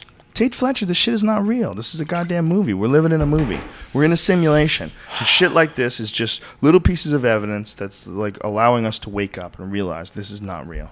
It's not real, Tate. It's not real. But this coffee's real good, man. Dude, this coffee's amazing. So, how do you actually do it? You said it was like butter and. It's bulletproof coffee. If you want a full explanation, you Yes. got to go to bulletproofexec.com. bulletproofexec.com. That guy's going to be on the podcast in a couple of weeks. But It's delicious. His name's He's Dave Asprey. Yeah, you're gonna have him here. Yeah, he's going to be here Dude, on that's fucking the, wicked. I'm such a fan. Everything yeah. I tag is butter or bulletproof or fucking. I love the fucking guy. I'm all over his shit. And Yeah. he I don't know. Like, there's him in conjunction with the dude that wrote the Primal Diet. This guy Mark Sisson, who you should have him on. He's badass. I would love to. We had Rob Wolf on. Rob's a good dude, huh? He worked out at my gym for a while. He's He was a at great guy. Undisputed when he was in Santa Fe. His old lady was finishing up a program there. He tried to get me to go from kale shakes to bacon and eggs. I tried it for a little Yes, while. Seems like a good idea. Yeah. Yeah, It is a good idea. No, it It's doesn't all give you the this, same. baby. Yes. Doesn't give you the same amount of energy. It's a totally different experience. It tastes good. You throw in a little bit of bulletproof coffee, and you'll have that same energy all day long, son. Ridiculous. Yeah. No, you got to try this. You gotta keep drinking it all day.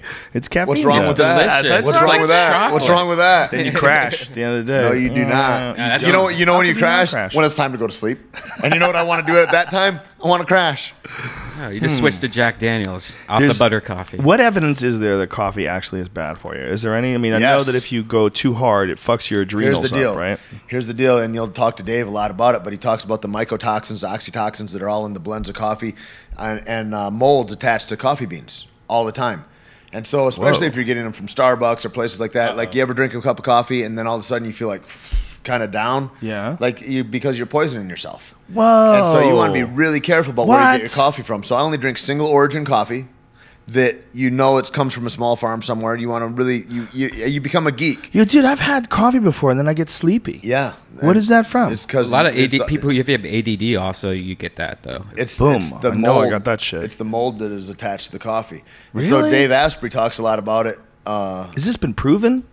I don't know. He's a scientist geek. Because I saw that on his website where it was like coffee must be mold free. I know is to bring a napkin and test it.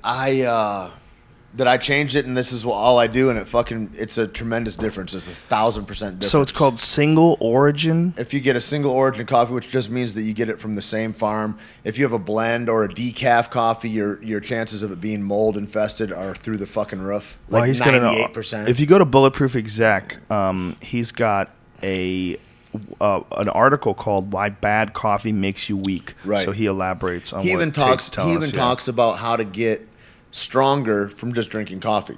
Well, if you don't like the taste of bad coffee, the same reason why you don't like the taste of gasoline, your body's telling you it's toxic. The data on coffee consumption goes back and forth. Some studies show health benefits, while others show negative outcomes. This might seem confusing, but the simple reason is this: bad coffee is good for you. Bad coffee is bad for you, and scientists suck at differentiating types of coffee when they run studies on coffee.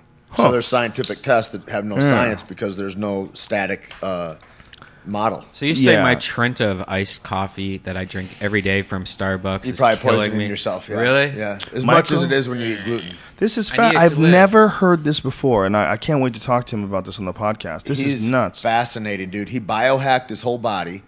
He talks about that he went up 20 IQ points. He lost 150 pounds or something. How did he biohack his body? He's an analyst, a securities analyst in San Fran for a while. And he's like, I just went into all the different facets of my body. I thought about how nutrition is affecting me and bringing me towards a pharmaceutical answer. And so he says, I wanted to get optimized in every aspect of my life. And he just looked at nutrition and movement. He even sells one of those machines. The first time I ever heard of it was Diego Sanchez when he was just off The Ultimate Fighter. He goes, and it's one of those vibrating. I got one of those. And he swears by it. He's got one that he's making available, like, I don't know, $1,500, something that's doable for the public, because they were like $12,000 or something. Yeah, they're right? expensive. Yeah. But if it's a Turbosonic, it's he's called. all into all of that. I know like high-end actors that use them for but they do mobilization with them. That's like not the same balancing machine. drills That's and just a shit like shaky that. machine. This is actually sound. It's actually really? sound that goes through your body. Yeah, it's a very interesting thing. It's the Russian cosmonauts Maybe it's started different using than his it shit. in order. No, it's a shaky thing. It is. Yeah, but it's actually sound. It doesn't make any noise, but Right. it's a speaker underneath the base of it. The base of it is essentially like a gigantic speaker. I just use my Hitachi. I don't think it's a really fascinating thing. It was the Russian cosmonauts used it to stay in space much longer than anybody else was able to. Crazy, without muscle atrophy and all that. Yeah, well, that was the big. That's the big issue. That's how Brian does it too. That's how he keeps that physique. That's right. 2 Hitachis. So it's a high, like I drink, look at the fasting. He talks about intermittent fasting on there too. And I haven't eaten today. I did a fucking 40-minute workout earlier. I've been up since 6. And I'm not hungry. I don't get hypoglycemic and all that shit. But it's not that I've been calorically deficient. It's that I don't know how many calories are in my coffee, but a ton. I'm drinking a bunch of fat through my coffee. But Mark Sisson, that's the Primal Blueprint guy, he talks a lot about it. And the reason I switched over like that was because he talks about sugar burners and fat burners. And he's like, if you're getting a preponderance of your calories from carbohydrates, your body, the mechanism never switches from burning sugars to burning fat. So it's only burning the glucose in your blood, which is why you need to eat every couple hours or else you get sluggish and all that kind of shit. Right. And he says, insulin is a storage hormone. So every carbohydrate that comes in, insulin shuttles it to store as fat for when we don't have food. But that never fucking happens because we're never in 4 or 5 day stretches of starvation in America. And so we just stay fat that way, and we get hyperinsulinic, and we have diabetes later in life and whatever. Or you just keep adipose tissue where you don't want it. So the thing he started saying, he says, maybe what you want to do is start eating less than 100 grams a day, go into a state of ketosis, kind of the way Atkins was talking about, but eating a lot of fibrous vegetables. And you can eat a fucking bowl of steamed broccoli and not reach 100 grams of carbs. And eat a high-fat diet. Like, you get hungry, you want something, eat coconut butter. Like, I put coconut butter in my coffee a lot, too. Or MCT oil. Like, what is MCT oil? Like medium-chain triglycerides. It's another thing that talks about fat conversion into energy. And so, like, with this, like, there's a lot of different mechanisms that are going on that are making me stay energetic all throughout the day. And also, if I don't have calories in my body's mechanisms already turned in and attuned to eating the fat out of my body for energy, as opposed to getting hypoglycemic and falling out and needing to eat some sugar right now in order to keep going. Yeah, we had Rich Roll on the podcast, who's a vegan ultra endurance athlete. Poor guy. Yeah, nice guy. Sad, but sad. the vegan aspect of it, but he was explaining the whole thing about burning fat, getting your body to burn fat. It's huge. You have to. I mean, if you want to be healthy, if you like, and it's just a little bit of discipline. It's not like I'm ever feeling like I'm lacking something or something like that. It's like you're sated all day long. Yeah, that's a weird thing about us with our diets, man. It's like if you look at the average person, go to Disneyland or something like that. Right. Look at the average person. When you see anywhere you were around a giant mass of people, Yeah. so many people are so unhealthy. You know what you got to go to? Go to the fucking CrossFit Games. Oh, I was at the beach. Holy fuck. I was at the beach, and the beach was brutal the other day. And I was watching these kids eating chips with their fat family. Yep. Everybody's fat. Their parents are And that's fat. in California, Yeah. where there's a higher level of, like, people aren't generally that way. Higher Yeah. level of cocaine. I don't know, is it the cocaine? No, there's not that many people on coke, dude. Have you ever done any of the stuff that makes the dudes eat their faces, Brian? Bath salts? Yeah. No. It only makes one retard eat a face. I have a feeling that guy. Is it good other than that? You got to talk to him into doing that anyway. That guy was down to eat someone's face. I have a feeling bath salts. He'd been waiting. Yeah, he's fucking waiting to blame it on bath salts. We all know one asshole, that's One like guy, that. that's yeah, hilarious. That one motherfucker that just He ruined bath salts for everybody. he ruined the whole gig. It was weed. He just had the munchies. He was mad hungry. Just talking about that crashed the Turbosonic site. It's crazy. Just us talking about it. That site is wrecked. Let's crash some sites. Let's talk about No, some you can't do that, Brian. You can't even what's say. You Turbosonic? can't What's that say mean? that. I'm just kidding. You can't. But I'm just informing you. Are we being censored by the man? What's going on? While we're working together, you cannot put us in danger like that. Really? Yeah, that's actually a threat. If you talk about let's go crash a website, you're threatening to conspire to remove someone's product from business. Right. And the way it's defined in like the Patriot Act, I'm pretty sure that's cyber terrorism. Now, You got to be real careful about shit like that. I'm not bullshitting.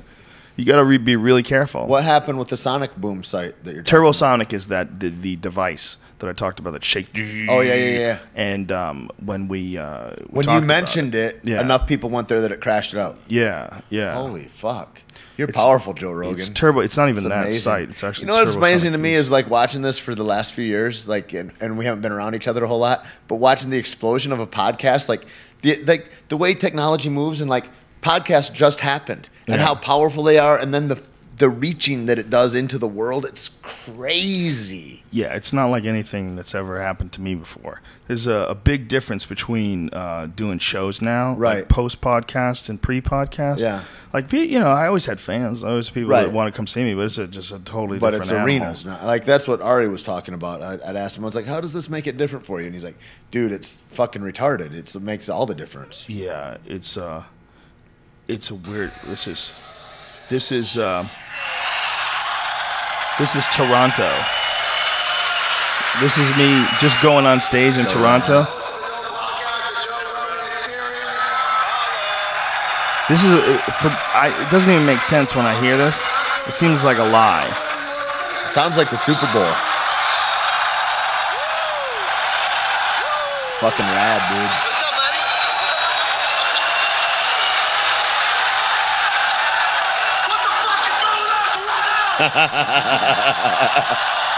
It was crazy, dude. For real, it's like one of the weirder moments of my life. Really? Because it doesn't seem real. while Was that it's- like a it's pinnacle happening. show, like one of the biggest ones? It was pretty big. I've sold out Massey Hall before, though. I sold it out last time I was there, too. Toronto's just amazing, man. It's just a great town. They have a big comedy community there, too. So we did a show the night before at this not-to-be-named site where they have a weed show. And it's a super secret. Only people within the community allowed. I don't tweet nothing about it because I don't know what the laws are. Right, Last thing I want to do right. is get arrested the night before the weigh-ins. Right. Not a good career move. So we literally landed at 9:30, called the dude up who runs the show, and we were over there. We dropped our shit off at the hotel, and we were gone. So me and Tripoli show up at this place.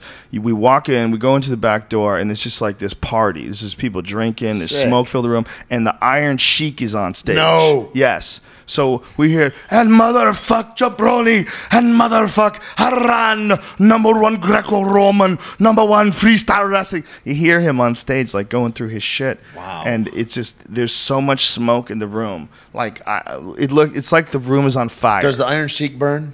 Oh, yeah. Well, I don't know, I want to say.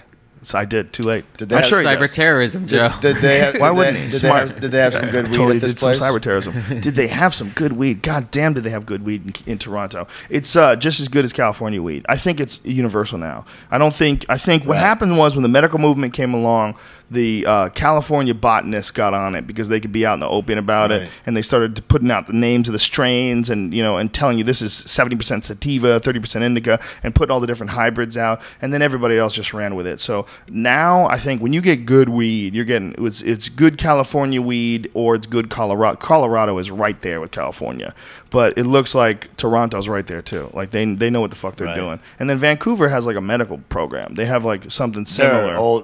That's like where everything came from. The base is Vancouver. They hash. The Union was a documentary that I was in a few years back that they've actually shown to the Canadian Parliament.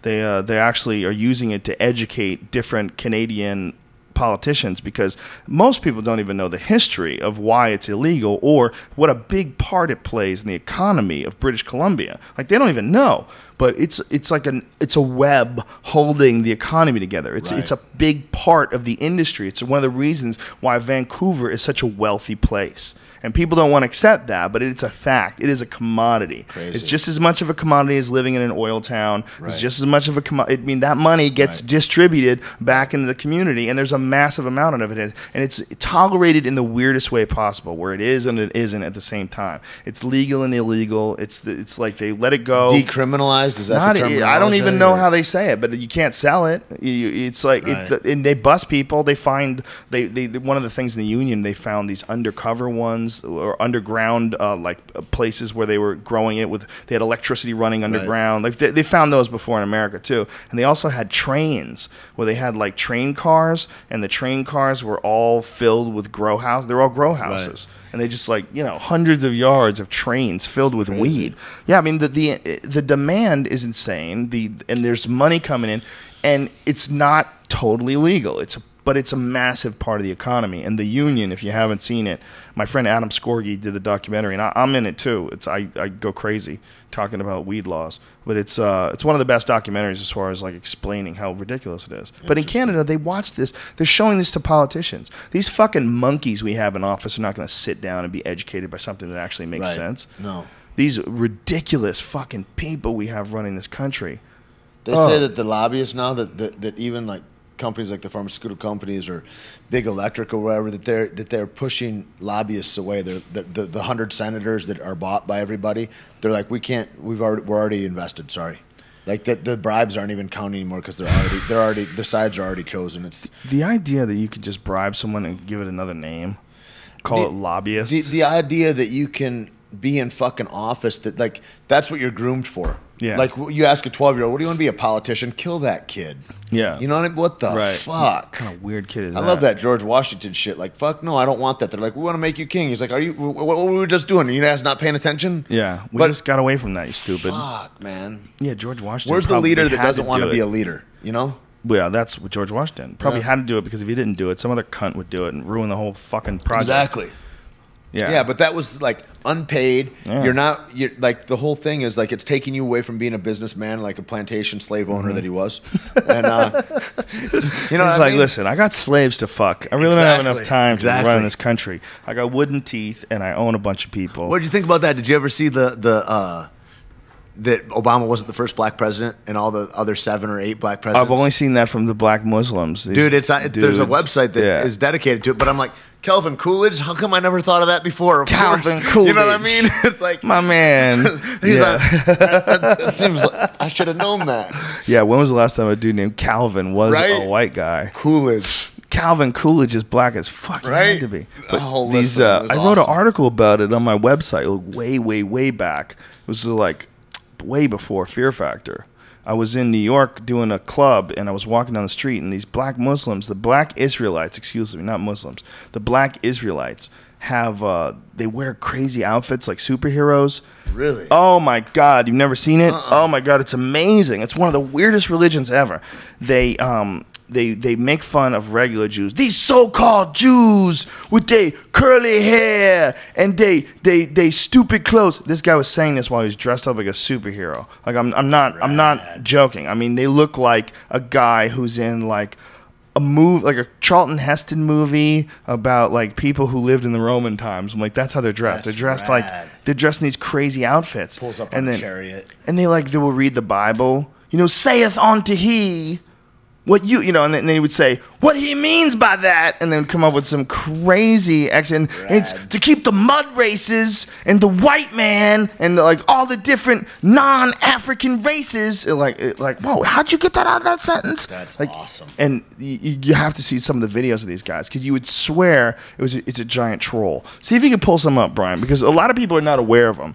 What are they called again? Black Israelites, crazy black Israelites. Awesome. They all hate white people. The white devil. And they'll do all this. And I sat there and watched these guys go off about white people. He let me sit around because he goes, "You're not Jewish, are you?" And I said, No, I'm Italian. Because I'm about to say some shit. I said, I'm Italian. He goes, "Okay, you ain't even white. You ain't white." I'm okay.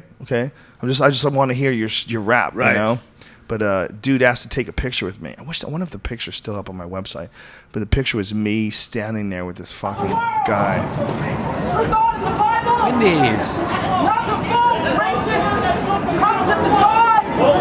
You gotta see the guys. Where are they? Oh, this guy's got an actual Bible. Well, open that book and let's deal. Because I'm reading Habakkuk 2 and 12. Let me ask you, how is this man of white, this man known as America? You are racist and you are twisting scripture. For God so loved the world. Read Habakkuk 2 and 12. This is a battle between crazy people. This one's no good. Let's not go to this one. Try to find one where it's just the other crazy people, I love just that them. fat guy. The fat guy's like saying they're twisting up the scripture. Yeah. He's like, you are doing the wrong crazy shit. Who are the Jews? Oh my Yeah, yeah. Look at the outfits. Jews are the Negroes in America. Oh, I see. See, the Jews are one tribe of people. I see. That's where you get the word Jew from, the tribe of Judah. Yeah. Okay. For the Negroes. But who am I? You're an Edomite. What's your nationality? I'm a what? What's your nationality? I'm just a person. No. What do you fall on? You fall on the Caucasian? Yes. Okay. Well, you're an Edomite. You're an Edomite. Where does the Bible tell you that? What? Say Where what? does the Bible tell you that? It tell you the Genesis 25th chapter. Are you guys against the war? Do you want us to know? We will support the war. So- Heavenly Father is in control of the war. That's right. What's that? Right.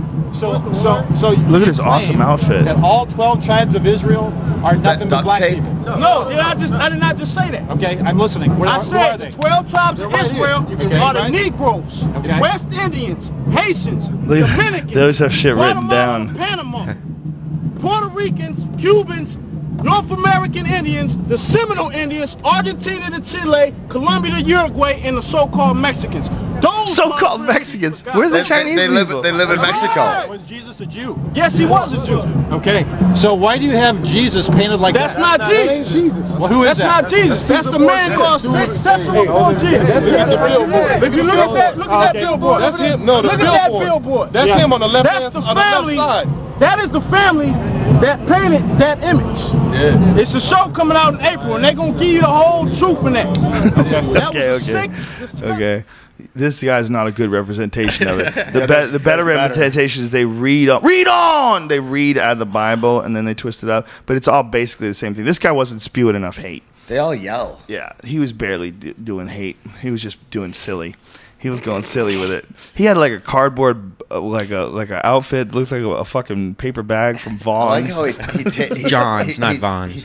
He taped his shit on. Yeah, it looked like he It's like he taped it. taped the trim. Yeah, I don't know why you have to have a certain outfit in order to read the word. I've always thought that was really interesting, where people dress up. And I don't trust you when you're dressing up special. I really don't, because that's not you. You know, you should be able to go and do a mass in front of everybody, dress the same way you would dress if you went to dinner somewhere. Right. You should just dress.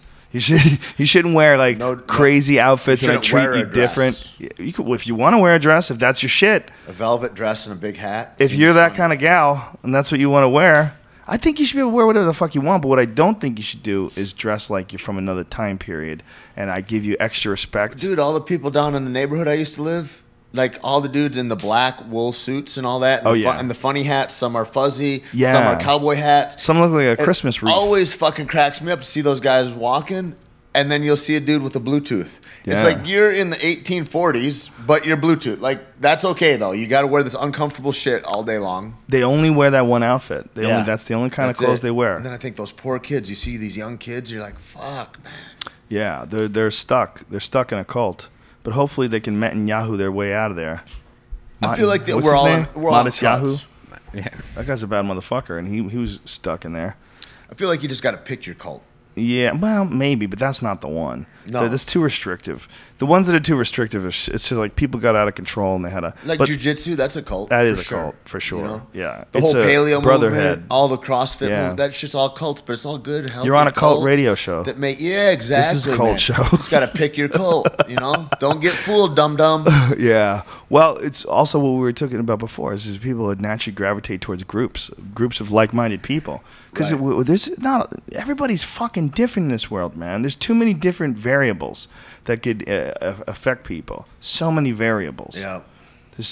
That's why the idea of a country is, it's kind of it's almost like until we evolve to the next level of consciousness, Yeah. we're going to keep having countries. It's prehistoric. It's going to be real hard for us to evolve past the point of needing a team, past the point of needing a tribe. It's going to be real hard because some other cunt's going to come along, is going to try to jack all the resources, control the area. It's true. It's like if you look at like what's going on in the Middle East, like how does this not blow up eventually? How does this not overboil? Well, you look at that shit that's going on, whatever, at least they have real food. You look at what's going on with GMOs and with Monsanto Yeah. and fucking the head of Monsanto gets appointed as the head of the FDA by Obama. It's like, I want to be on your side, homeboy, but holy fuck. Yeah. You know what I mean? It's like we're just controlled. I mean, you they're know- controlling our food, poisoning our food. Are you Monsanto kidding? made Agent Orange. Yeah. Yeah. Yeah, they're a fucking weed fertilizer DDT. company, for fuck's sake. Yeah. That makes our food. That owns. If you eat any corn at all, it's Monsanto corn. It's all GMO. It's Really? all mutated now All because of it? the wind, the way they shut down fucking farms, they'd put a farm next to it. And then they'd fucking sue them. They'd say, you're growing our shit. They're like, the wind blew and fucking your shit is here. Right. They say, we patented that. Yeah, and then they sue the fucking farmers. bankrupt them. And they bankrupt them. Yeah, that's common practice. In And India, now it's a done deal. They India's say the someone only every country- 30 seconds commits suicide because they're involved in a Monsanto contract that they can't Really? profit from. And it yeah. stinks. Well, they're suing. They can't eat meat. They can't They're have suing. cows. They're the only country that's suing a corporation, and they're in a lawsuit. They're in a litigation Actually, against Monsanto because the eggplant. They're trying to own the eggplant the way they did the corn in America. And they're Yeah. like, enough's enough, man. Brazil won recently in court. Really? Yeah, the Brazilian farmers, they won billions of dollars from Now Monsanto. there is a cow. Those Yeah. fucking Brazilians know how to do meat. They do. Yeah, and they apparently Not man, so good at jiu-jitsu, but they got some how fucking. dare They can you. cook some What? shit. There's some suicides all over the world when it comes to The Monsanto. yeah, it's really scary. crazy. Monsanto is connected to 200,000 suicides in India. 200,000 in That's the past amazing. 10 years. The past 10 years. In 10 years, man. I had no idea. That's insane. 365 days a year times It's crazy, 10. that suicide where organisms are dying to recreate themselves, like humans, like everything, like we're like biology wants more biology, and you've got self-preservation as a gene in you, and where people are dying like that, like fucking what you're talking about, suicides there, or you're talking about the American soldier coming back, like it's fucking epidemic, dude. They talk Yeah. about a dude a day kills himself that was in the army. That's crazy. And It seems like something we should address.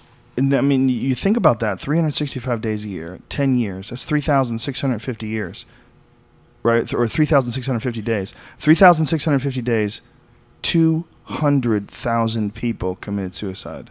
That's amazing. That's huge. That's amazing. I mean, that's a lot. That's insane. And that's just giving hopelessness. How much hopelessness can I give to a guy that kills himself? Is that like 50 a day, 70 a day, or something like that? I mean, it's crazy. You're asking the wrong guy. Yeah, I'm the wrong guy to be questioning. I think it's been broken down though. Someone broke it down like how many minutes, every 3 minutes or something, an Indian guy commits suicide because of Monsanto. Well, India's massive. First of all, there's 1 billion people. Bunch of extra folks there. And Monsanto's like, fuck them. We're going to need to fucking thin the herd some way. Those are weak bitches to kill themselves. So we're just going to jack them. I don't know what the deal they have over there is, but I know that there's certain places in this country where they make deals with people where you have to buy their shit. And once you buy their shit, like it only works for a year. They have like suicide seeds that don't work, right. And then you've got to buy it from. You're strung out on them. Yeah, you're strung out. You can't like the old days. A farmer used to take his tomatoes and then take some seeds from those tomatoes and plant those seeds and make more tomatoes. That shit ain't happening anymore. Yep. They've engineered that out of the equation, which is really nuts. That they've twisted it around. They've twisted life around just so they can maximize the amount of money. It's not like you couldn't make money just selling seeds. I just read one of the Monsanto headquarters. They all vote on what their cafeteria is. They voted no GMO foods in our cafeteria. That's hilarious. Isn't that awesome? They're like, we're not eating that shit. That's hilarious. So then what is that shit? Those are the people that know the most about that food. So what the fuck is that? Well, it gives tumors to rats. Like they're just releasing studies now that show that it gives fucking rats brain tumors and shit. It just shows you got to be more proactive, know more about your life. You believe the government, you deserve to die. You like it's like if you Tait Fletcher law. If you're looking for somebody else to be relying on so you can get your health and your like that's fucking crazy. That's one insane. way of looking at it. I think the way I'm looking at it that I would choose is that there's got to be a way that these people can profit, that everybody can make a living and do very well by selling a legitimate product that doesn't fuck people over. We just got to figure out a way to stop people. We got to figure out a way to stop people from putting money over humanity. And that's what that's from like that documentary, The Corporation. Do you ever watch that? Where no, but nobody does that. Well, yeah, that's not true. We don't even Some vote that way. companies People do that. vote and they say, what's going to be better for my taxes? They don't say what's going to be better for the homeless guy down the street. Well, fuck the homeless guy. You know, that bitch needs to get a job. What's his problem? There's a lot of stuff that goes on with that. There's a lot of mental illness. Of course. I mean, I'm just saying that's how people look at it. You ever see this documentary? But I'm not inclined to deal with I Am? Yes, I have. I think once you get to be like a dude and you're pissing yourself and you're on the street, like bring you back to baseline and build you up again. God damn, that's an effort. You know. I'm not saying we shouldn't do it. Maybe we're never going to do that. Yeah, I'm not saying we shouldn't do it. I don't know what made that guy, but something went wrong and created that dude. We definitely need to patch this fucking thing up one way or another. Yeah. And having a company like Monsanto around ain't helping shit. No, and then what is that? Like when you talk about like every country except for like 3 countries in the fucking world, the central bank is a Rothschild's bank. Or you think about things like that, about like why Hugo Chavez is an outcast and treated like Castro is because fucking he said, I'm not going to sell my natural resources to the World Bank and assuage my debt. Like when you look at that and you go, it's about money and control, and you go, how much money or control? Like how many more billions do you need? Like what is that about? Or like you look at the thing where they break the oil pipeline and Halliburton comes to the rescue again. Fuck you. You know how to clean that up? Nobody knows how to clean that up. But you got a contract to clean it up. It's just more fleecing of the taxpayers, so we're paying for our own imprisonment. Like and that's the real rub. That's the whole game here is how can I keep the American public or all the public scared so that I can make you pay for your own imprisonment? How can we spin the euro so that the World Bank in Germany can buy Greece? It's not just taking corporations, we're jacking countries. Like that's crazy. It's all based on someone's going to try to make money. Right. That's the only thing that everything is based on. But it's not even money. It's like it's sicker than that. It's like a junkie. It's like when you tell me as a dope fiend and you go, if you're abstinent, if you have 1, that's too many and 1,000's never enough.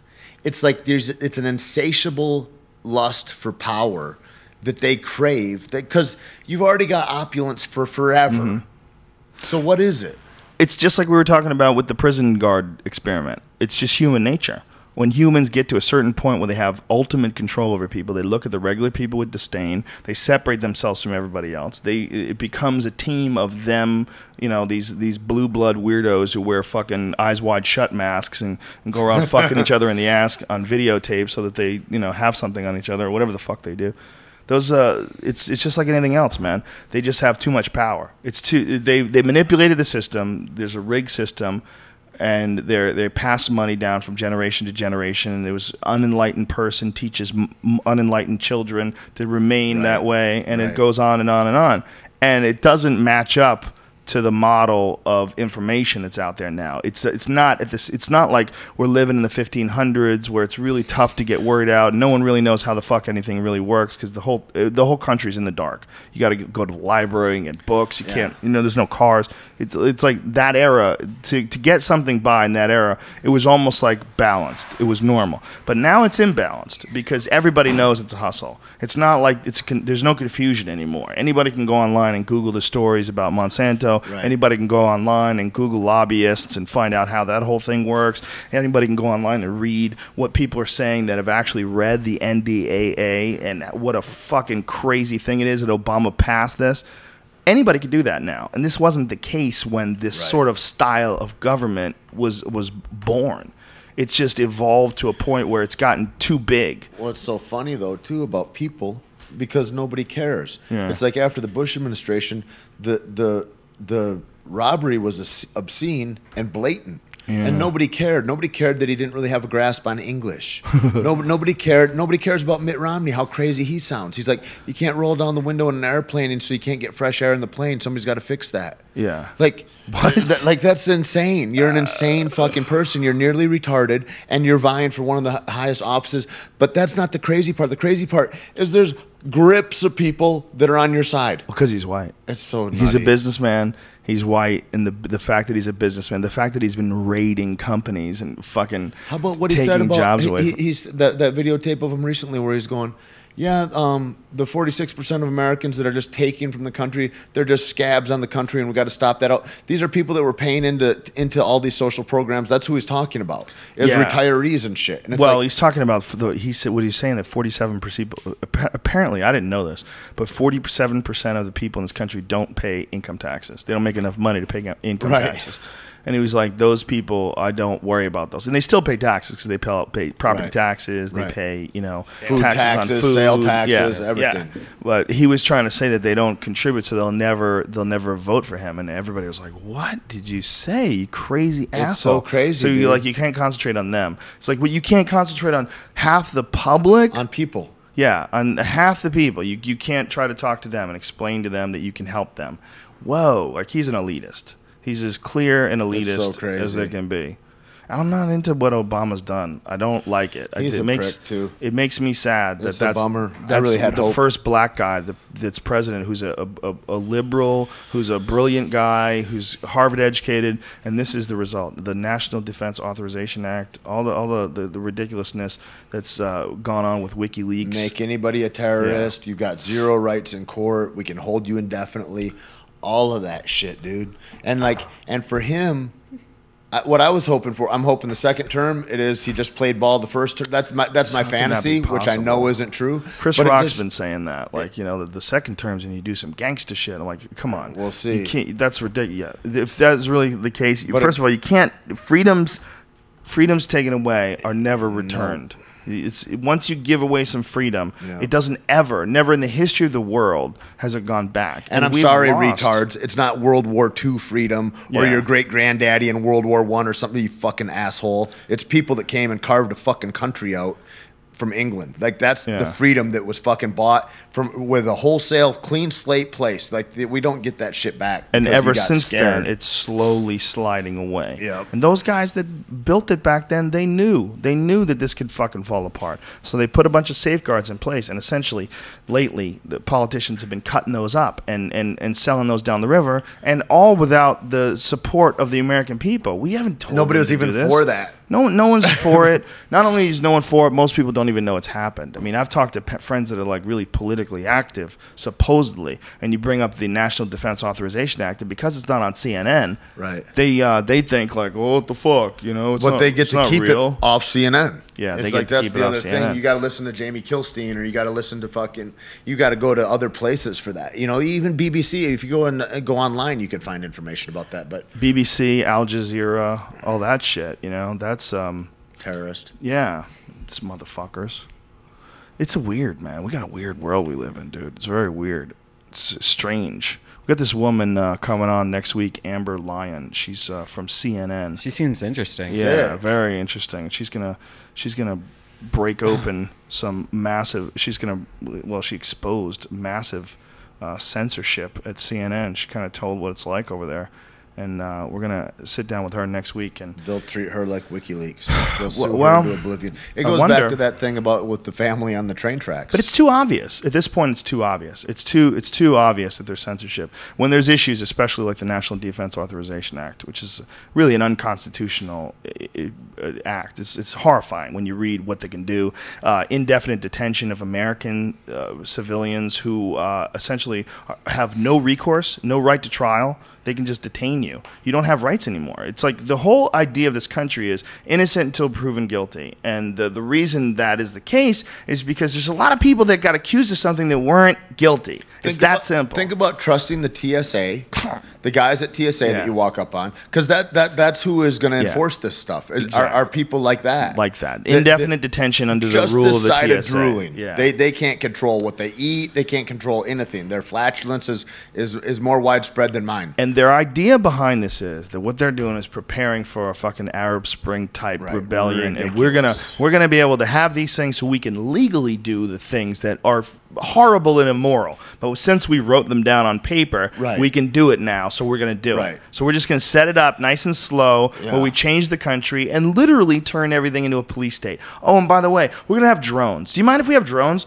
We're just thinking of just pass it. We know what we're doing. Don't worry. We're gonna have 30,000 of them floating in the sky in the next 10 years. I was talking to people last week about this, and and the thing is like with the people that would vote for whoever your candidate is, whatever, but the people that are so easily fleeced in the country, you go, if it's, you know, we pass a law, it's okay to fuck your kids now. It's totally okay. You can have intercourse with a child.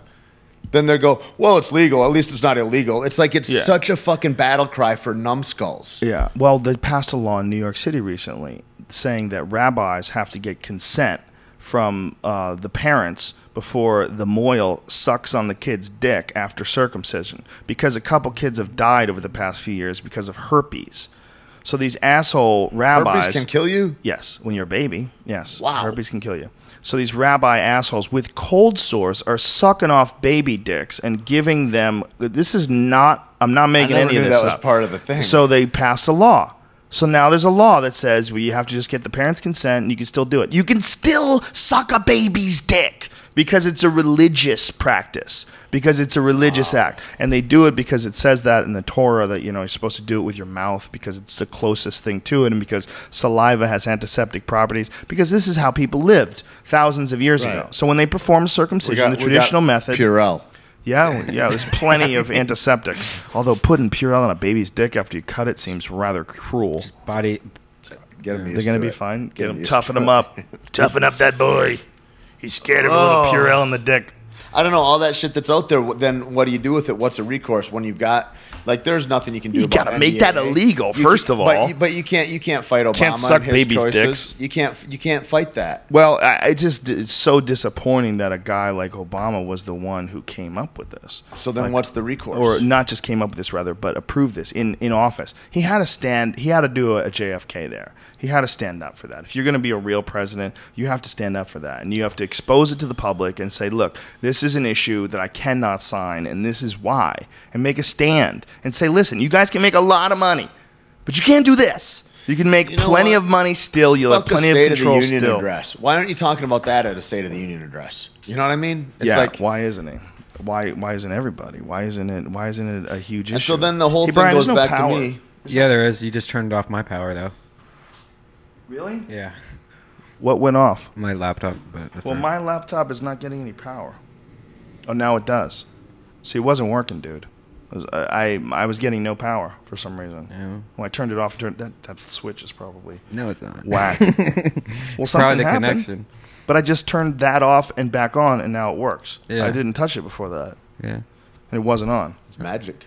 Probably that mag Shit's connection. gonna blow up. Well, this is a building that's super crazy old. This place has been here since like 1961. Really? Yeah. So the electrical system in here is really wonky. Was the cannabis shop, was that here before you guys, or Yeah. they came in after you guys? No, they were here before us. We've only been. I did my first show here in '94, but we've only been like hanging out here on a regular for like what, 2 years? Mm-hmm. Probably 2 years, doing shows here. So the weed store was already here. Kid, this whole area is like very weedy. There's a lot of weed going on in this Really? area. Yeah, it's real weird, like where you can get away with certain things, where you can like teach people how to grow and shit, Yeah. and have hydroponic shops, and they don't come down on you. Yeah. But this area is like. But then you go. If you were in San Diego, you can't rock that shit in San Diego. And in Palm Beach, they're closing them down in Palm Beach. Yeah. They're trying to stop. Denver, they stopped. They put a moratorium on them that you can't open anymore. There were so many everywhere. They're so crazy. And then Denver's awesome. In New Mexico, they opened them up, and they said they legalized it for but there's like 10 prescriptions they gave out. They won't give anybody a card, and then there's not really any. They didn't think it out. Really, it doesn't seem like anywhere where they go. Dispensaries have to meet these criterion or any of that kind of stuff, and so they're like nobody can be a dispensary, or maybe anybody can, or they're not sure. I think it's at 13 states now. Really? I think 13 states out of 50 have some sort of medical marijuana program. The interesting one was Rhode Island, where Rhode Island said they would use their state police to fight off federal agents if they came down to close them off. Holy shit! Yeah, Rhode Island saying you're not going to arrest Rhode Island citizens for this. And I was like, wow, Rhode Island went gangster with the Fed. Good. Because they were coming in and just arresting people who are not violating state law, Right. which is unconstitutional, which is more shit. There's a reason why it's set up this way. So for the federal government to come in and say that, we're superseding your state government, this is the reason why there's a state in the first place. It's so the federal government can't do that. Is that and causing people to starve? The only time it Like- was supposed to be where the federal government has power was when we were in a state of war. So we're in a constant state Must of be war there all the time. Yeah, we'll just be in a constant state of war, so we always can How control about the this cities bitch. in like there's real problems in like Sacramento, where is it? Too many hot girls. Mammoth. Yeah, right.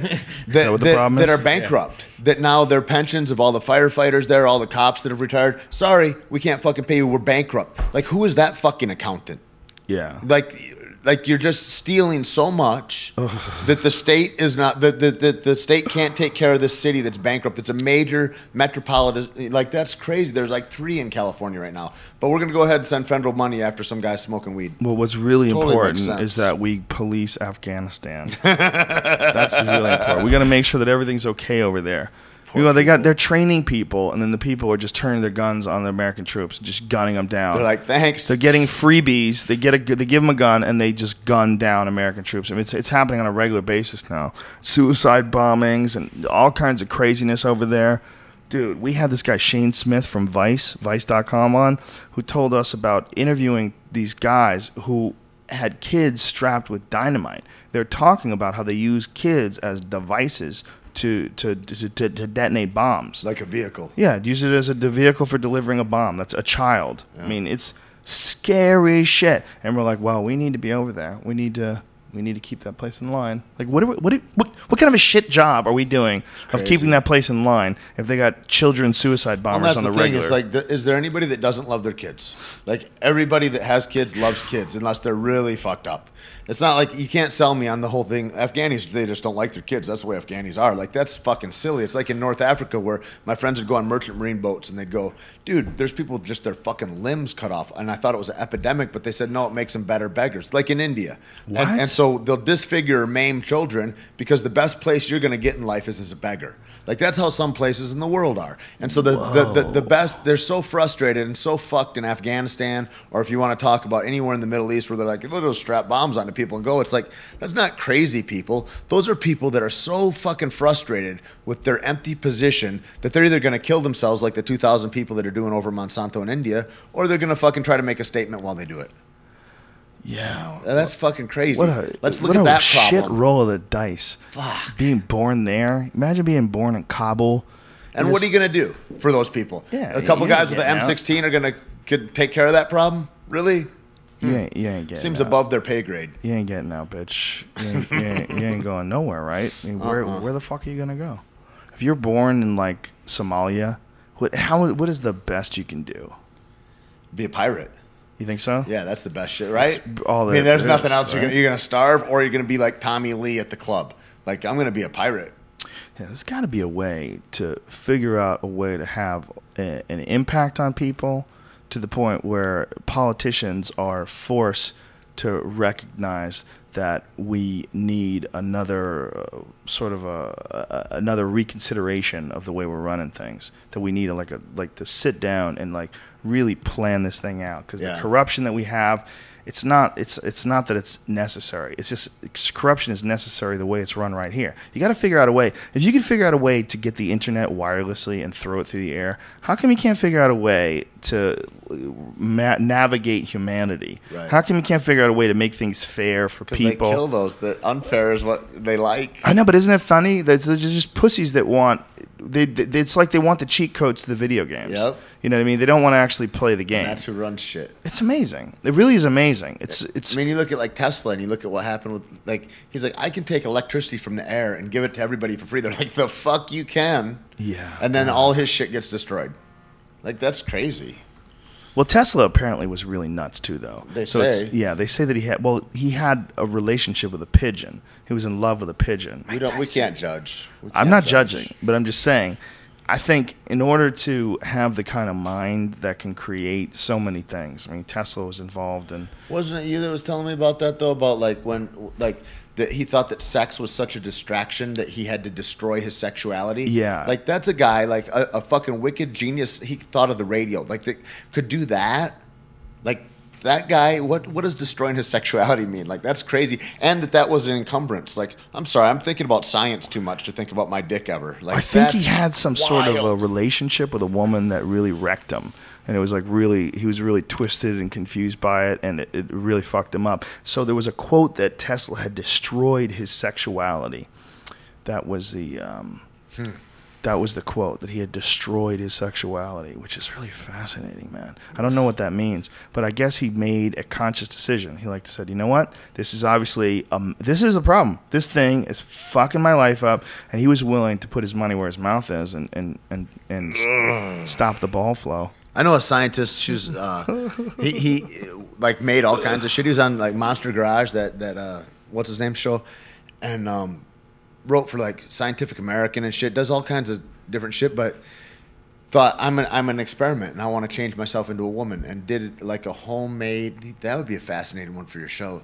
This fucking lady did a homemade sex change and became a woman. Ooh, who's like homemade? Yeah. Like with no, I don't think did any hormones, and maybe self-administered hormones, and all like self-surgery crazy. I don't know if it's a self-surgery fully, but ended up getting. I bet it doesn't feel the same and it smells different. Oh, interesting. They said that eunuchs. There's Super a study that just came out. A study of over 80 eunuchs from the Chosun dynasty, which ruled in Korea from 1392 to 1897. They looked at the world's only record of eunuchs' lives and compared them to genealogical records of other men of similar social rank. And the researchers cross-checked their results with other royal records. And what they found was the average lifespan of a eunuch, and a eunuch is someone who has their dick and balls cut off, was around 70 years, 14 to 19 years higher than those of non-castrated men of similar social standing. I'll give up to 15 years. What do you think it is? They were just like in less danger, less stress.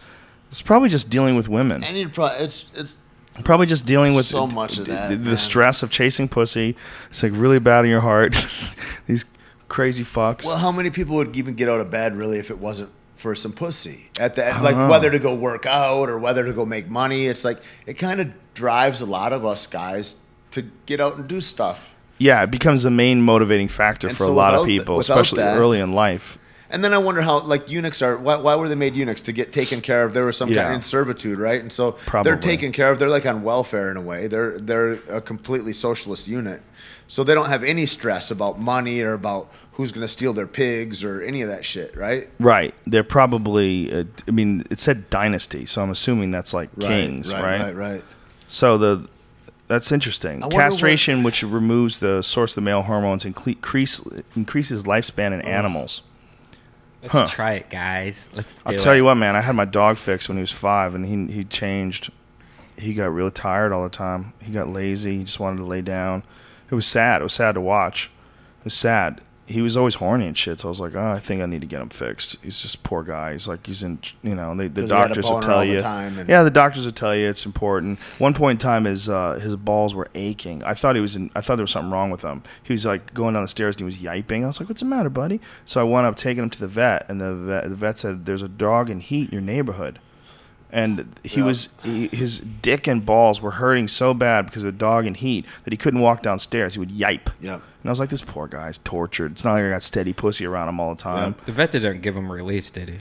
I don't think so. I don't think the vet. Imagine if that's what they do. All right. Why wouldn't you? Put That's a your best towel over friend. him. Yeah, well, the vet's supposed to suck the penis. It's in the Torah. After he cuts it, he must suck You need a it. Jewish vet. Yeah. Imagine if there was like Dude, I had a bulldog. religious things for That motherfucker, his knot came out. You know, the knot in the penis of the dog that connects them to, like, so they ensure insemination. And fucking, it came out past the sheath of his skin. And I looked at that poor fucker, and he's just, not happy at all. And I'm like, good luck with it. You know, like, I just got to wait till the swelling goes down, I guess, and goes in. But it's like, you could see it almost tearing the skin back to fucking go back into, like, awful. Well, you know, there's a funny thing about animals, that crazy desire to breed. In bees, especially in honeybees, the male honeybee has sex with the female honeybee, and his dick explodes. Okay, his dick lodges inside of her. It breaks off, pops. His balls literally burst. His testicles burst, and his penis breaks off inside her, and he dies. He, like, bleeds out. The honeybee, he's driven to fuck. Okay? Right. And he fucks, and when he fucks, he dies. That's it. It's amazing. Honeybees get like one shot at fucking and one shot at killing. They get one shot. If they sting you, the stinger is that's it. It rips off from their abdomen and they die. They die after that. They die when they sting you. That gives me consolation. Isn't that crazy though? Whoa. What a shit design, man. What is that? What do you watch? Elephantitis? This is a sketch. Remember your testes and you? What is this from? Remember Johnny Dangerously or whatever? Oh, this Piscopo? is Johnny Dangerously. Oh, that's funny. That's what it's from. You are a mad researcher, sir. Yeah, how could you remember that? This was my favorite as a kid. All right, cut it off. Makes sense. That was a good movie, though. That was back when Michael Keaton was like the man. What happened to that guy? I don't know. Did you think he just like moved to Malibu and just? I feel like he got a little throwback from Michael J. Fox. I always got those confused, and maybe there's a little illness. Well, one of them was Batman. Yeah. It's hard to remember even. Michael Keaton was a good fucking Batman. He was a good Batman. I thought that, but I just watched it like 4 months ago, and it totally wasn't that good Doesn't hold anymore. up. It was really bad. it doesn't hold up. But wasn't Jack Nicholson the Joker? No, it was Jack Danny Nicholson DeVito. was the Joker. Oh, I watched the one with Danny DeVito. was the Penguin. Yeah. as the Oh, Penguin. and Michael Keaton was in that one too. Yeah, he was the Batman more than once. Yeah, I it was think it was twice. Yeah. Have you seen the picture of Val Kilmer with his head the size of a pumpkin, Poor guy, and it just says "LOL, I used to be Batman." That fucking poor guy. That's so funny. Isn't he live in New Mexico Yeah, too? he does. He's got a ranch out there. He apparently gets mad at people for going on his ranch. They go fishing on his ranch. Dude, it's like New Mexico's like Hawaii, kind of. Like, you can't, if you're not from there, like, that's one of the questions. Like, if there's beef with somebody or you're on the road, like, it's like, where are you from? Like, we're gonna fight now, Right. You know what I mean? And like, if you walk around like Oahu at night, like, that's, if you're gonna scrap with somebody, it's just gonna happen. And New Mexico's kind of like that. And fucking, he lives out in this place in Raton, whereas, like, I don't know, like, you wanna. It's like all families, old families. It's the same families that have had different families, and they're all kind of, that's the community. And he, I guess, just pisses those people off, drives through crazy and the whole deal, or parties. And Really? It seems like very unwise. Like, that's an indicator of how fucked up he is, that he's not even aware of the danger that he's in. Yeah. But he's got, I think, some bad demons, you know? Well, he's a movie star, a big-time movie star, and he's living amongst, like, real humble folk. Folks that maybe make $12,000 a year. Yeah. Like, and he's kind of flaunting it around. That's fascinating. And loaded a lot. Does he have like handlers or security? One of my friends used to work for him, and would procure shit for him, but I don't Procure shit for him. like I don't know exactly what like all his life is like. Cryptic statement. Procure shit for him. Yeah, what happened? He just decided to like take his movie star money and just check out for a few years. Last time I saw him, I did a show called Felon that he was the star of, but he was like absent the whole time. And then I saw him on some Indian Grammys type shit, and he could barely get sentences together. It was like watching Bob Dylan perform. It was just like it was sad, man. Oh wow. But they are talking. They're in talks. Why does Bob Dylan can't get sentences? Dude, last together? time I saw him perform, it was like just slobbery drunk. Like Bob Dylan was? on stage. Yeah. Come on, really? Yeah. Bob Dylan gets hammered? Oh, he was at that time. Where was this? It was on some big award shows like the Emmys or the Grammys or something like that he was performing. And Whoa, I never there heard was of a that. huge black woman that was singing backup that ended up taking over kind of. For him. Really? It was embarrassingly so. Yeah. Why have I not heard this? Bob Dylan drunk. Dylan sings drunk. I've never heard this. Yeah. I've never heard a bad word about Bob Dylan. That's one of the weird things. He's one of those dudes. It's like you It's have not a to bad respect. word. He had a couple drinks. Let's give him a break. Okay, Brian, go to Bob Dylan singing drunk on stage on YouTube. Yeah, maybe he's just old, dude. Old dudes don't talk Well, so it well. could be. Who knows? Get to a certain level. You see it? Let's see how drunk he sounds. Oh, can you get some volume? Oh, this seems like a fake video Why do you say that? because it's. All right, we'll see. What is that? Brian will suss it out. Do you know how to get noise out of it this time? He can Yeah, see it's if got you noise. guys- It's just not loading up. And it's got What's the tip off that it's fake, Brian? the. Here it goes.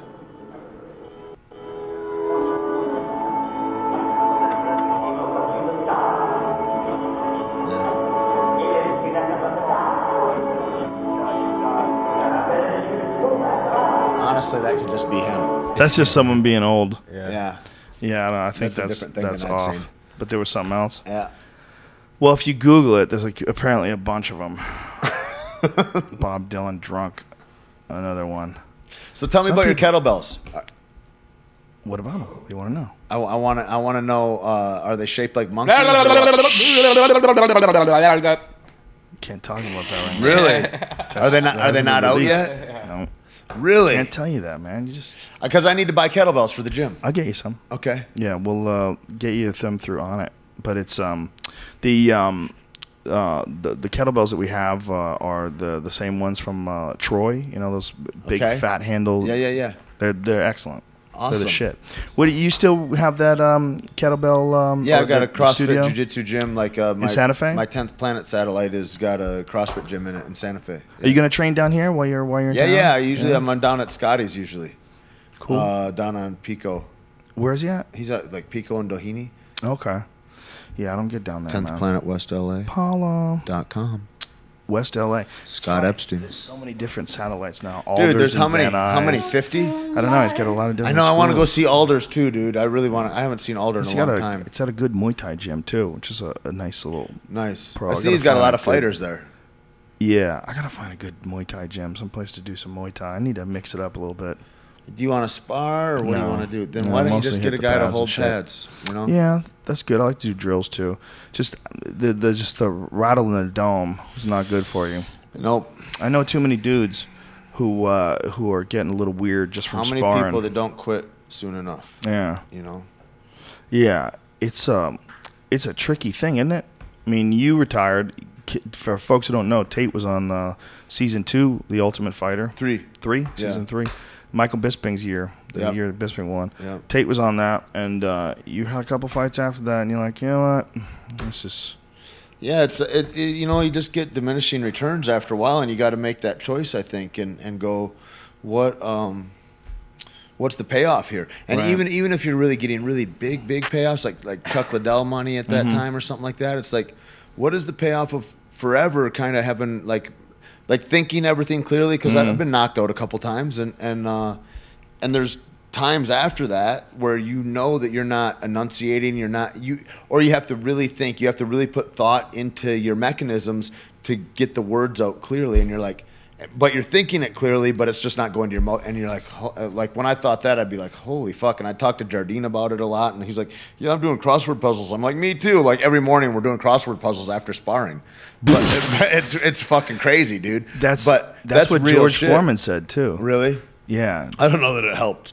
Not George, but myself. You know, like you wonder what that is. And like you would talk about it, always rang in my head, you know, that they don't even know until 10 years after the concussion what the damage is. And then I start thinking about residual damage, like not even knockouts, but dudes that are just getting jarred. It's like you're getting fucking jarred all the time. And like even just wrestlers, man, like our football players, everybody gets it. It's not just people with head trauma that's directly. It's like it's the vibration in your body and the shaking of that head. You know, I mean, I know stuntmen that have it too, but yeah, it's a real dangerous thing, and it's something to really be cognitive about and to go, what is enough and where do I go from here, and what will the rest of my life be? And the big thing I think with fighters especially is like, here's a bunch of dudes that, you know, there's not everybody that's a Kenny Florian or something like that. That's like and by that I mean like a career in law perhaps that he was going to have, right? Wasn't he a law student at one time? I'm not sure, but you know, there's a bunch of highly educated fighters, you know what I mean, that are out there. And now, he's got a great job as a analyst and all that. But he also has a gym. You know, he has his own gym. I know he still has his brother runs, place. Right?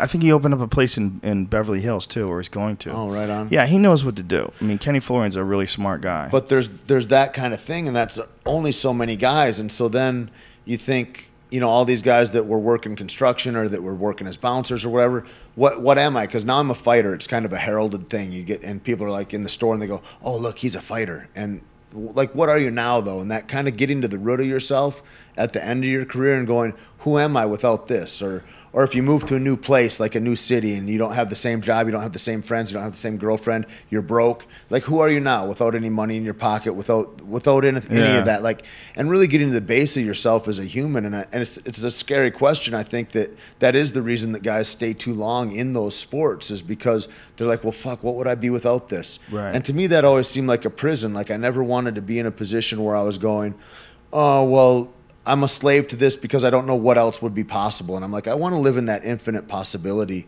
that anything's possible. And let's go jump off the cliff and see what's down there, you know? Apparently, Bob Dylan was in a motorcycle accident. Really? And he was talked into by his band into getting speech therapy because he was in sort of denial about his slurring of the words after the motorcycle accident. How dare me. That's apparently the story online. How dare me for according to some dude on my message board named KM Design.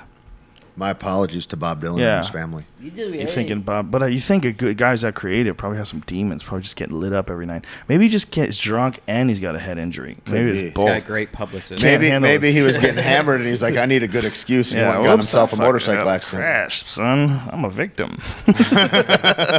Well, I remember clearly when fucking Crazy Man had that the motorcycle accident where he hit the fuck's his name? The guy who's is always crazy on those reality shows. The older guy, Lethal Weapon, Gary. Yeah, Gary Busey. Gary Busey. Gary Busey had a legit serious impact with a curb in his fucking head and almost died. And his head changed shape. Like, if you look at his face, pre-motorcycle accident and post-motorcycle accident, one of his eyes moved up or moved down. I saw a guy fall out of a car today. They were taking a right off of Olympic, and I saw the door was open on the car, and then they go to start taking the right, and I see a hand reach out to grab the door, and he bends the corner, and I'm kind of looking back, and boop, boop, boop, the dude falls out. I was like, how does that even happen? This is so weird that you asked this.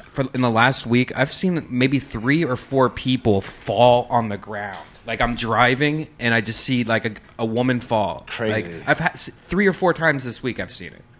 Like, have you noticed any people falling lately? No. Like, is this just, like, a coincidence that I we should call it, all these people falling? Does this have to do with chemtrails? I don't know, man. Tower Call 7 Eddie Bravo. falling. Call Eddie Bravo, see if there's a falling conspiracy. He'll tell you it's orbs. Something in the air. Man. Chemtrails making people fall. I don't know. I mean, do you think that you really think there's a conspiracy that people are following? I don't know. I'm just saying, like, this week, for some reason, I've seen so many people fall where I'm just, like, driving by, like, should I help this person? Oh, there's, like, an ambulance right there. Terrible photo of a person in China today that was run over by a street flattening truck. They were trying to get protesters out, and the guy stood his ground. Like a paver. Yeah, they ran over him. Holy wow. Yeah, it's horrific. It's like Tiananmen Square all over again. Yeah, it is. It is. Yeah.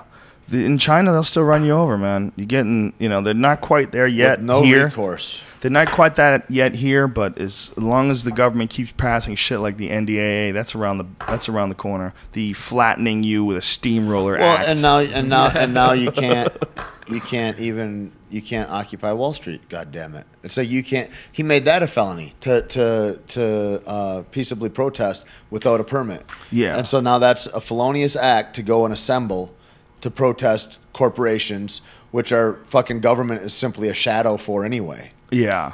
It's weird. Gross. It's like how much can you just enjoy it and just live life and try to to be cool in your own community and be surrounded by your own. You try to only rock it that way, but you gotta always think that these motherfuckers could come in and fuck up your shit and think that they're allowed to. It's like you really aren't that much connected to someone who lives in Washington, D.C. You're just not. They're too far away. It's really crazy. But someone who's got a boner for you in Washington, D.C. that has power could decide to use it and find some reason to fuck you over and come after you, especially if you're involved in something that they've written down on paper that says you're not allowed to do. Or even if you're not, and you're opposed to that thing publicly, then you're vilified in another, they can do whatever they want to get behind that. And it makes me think those people just haven't had like some nice steamed broccoli and a steak. Well, get yourself a good ribeye, medium, and go and help some people. What feels fucking better than helping people? Like, go out and help, like, as far as like how we can shove people down, how we can control people. How about you help people? There's an enrichment there. And then when everybody does better, everybody fucking does better. And it's a fucking universal law, you cocksuckers. Yeah, it is. But the problem is you're dealing with people that, first of all, are completely unenlightened. And, again, they're operating... The people that are in power now, besides Obama, who's essentially a child of the internet. I mean, he existed before the internet, but he's had massive amounts of access to it since the 1990s when it was around. So he's basically grown, maybe not grown up, but grown with it. But the other people that are in, like if you look at like a Newt Gingrich type character or a Dick Cheney, those guys are operating on the old way. They're operating the old way of corruption when you can get away with shit like on Iran-Contra. You could bribe off judges and figure out a way to sneak shit under the door and change the law so it makes what you're doing legal. And that is the way they've been rocking it since the beginning of time. It's going to take the next generation coming up. It's going to take, we had this guy, David Seaman, on the podcast, who was a congressional candidate, or is a congressional candidate. He's 26 years old. And he's, trying to expose all the bullshit that's going on in politics and in with the lobbyists, and just it's so much for a young guy to take on if you really want a career in cleaning up corruption and you want to actually live and not get sniped. You gotta. Or become a pedophile or whatever else they put on you. I mean, they can make him whatever. That's the scary part. Yeah, they can easily turn him into a criminal. We'll give you $5 million. Like we have that. That's easy money. Just get on board. Yeah, and they can figure out a way to compromise you nice and slowly. Yep. Nicely and slowly. They just slow cook. Didn't they do that with Kennedy? They brought him down to Cuba and got him some hookers and shit. And Maryland. The mob filmed him. They paid for Maryland. They paid for Maryland. Maryland went down there. Paid her like. I think you're making shit up now. $1,000. I see that face. $1,000? That's the I'm making shit up face. It's only $1,000 for Maryland. She wasn't that expensive. What do you think $1,000 is worth in the Marilyn Monroe days? It's probably like, could you get a car for $1,000? Yeah, was that $6,000? Really? Maybe? Well, they were talking about what's like a brand new Mustang, like when the fastback came out, like in '65, like $3,500 or something like that. New Mustang. 19 price. Let's go at 1963. Because I think a fastback, if you got a fastback, or you could have Maryland for a week, like that's probably comparable. Yeah, I don't know. What, a fastback or Maryland for a week? Yeah. No, you need a fleshlight and a Mustang. That's what you need. Pretend. Oh, shit. Pretend a week, you kill yourself. You'd be like, I can't believe I could have had a fucking 1963 Mustang. I could have had a fleshlight. I could have had a V8. I'm going to a fleshlight party tomorrow.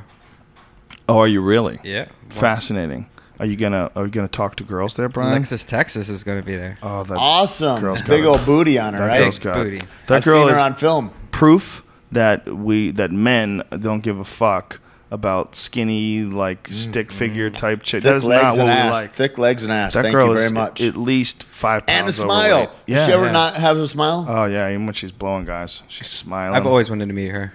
These are all Mustangs Who else for is there? sale. It doesn't really say what it cost back then. Oh, wait a minute. If we do like a price circa. There's a bunch of different sites. Missy here. Martinez. I don't know who that is. Who's Missy Martinez? My new See, favorite. you She's know, cool. like you're ahead of the curve, kid. He's got the ones that just moved from Arkansas. They've been here 3 weeks. Kaden Cross. You know her? Uh-uh. Oh, she's hot. Wow. Yeah, I've seen her before. Sam Tripoli? Sam Tripoli Tripoli, is yeah. the hottest is one. he going to be there with the twins? Yeah, I heard Brian Callen's going to be there. That seems like a bad idea.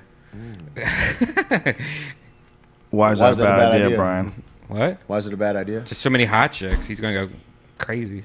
Oh, man, he's a handsome guy. He's going to kill him with his comedy. Who's better looking than Brian Slay. Callen, really? I know. Probably you. He's romantic. And then next in line, Brian. I'm still waiting for Brian to take me to Olive Garden. Oh, it can happen. And what's going to happen when you get there, Tate? We're gonna have a sensible meal. We're going to have butter coffee and What happens at Olive Garden? I don't even know what happens behind those doors, Brian. you've ate at Olive Garden. Okay, You have eaten. a soldier Eaten. with a soldier had hiccups. Okay, and one soldier was trying to scare this soldier out of his hiccups, and the way he did it was shooting him in the face. That would work, I guess, to cure the hiccups. Yeah, That seems like the worst excuse for shooting your buddy ever. and he's being charged with manslaughter. This is just Not murder. no, I think Because it he had was a stupid an accident. excuse. He pulled out a gun in order to scare him and So stop the crazy. hiccups, and the That's gun crazy. went off. That's crazy. And he blew the guy's brains I off. feel like if you make that poor decision, we should put you in prison anyway, regardless if it's manslaughter or whatever. Well, when you think about these guys that have been over there and have seen action, you know, if you ever seen some of those soldiers against the Iraq War, where they talk about all the different shit that their commanding officers told them to do, and Right. the first guy who gets a Yep. knife kill gets like days off, and Yep. like you to kill people with knives, like, Yep. and you go from that to like the regular world. It's true. How- It's a different yeah. thing. Yeah.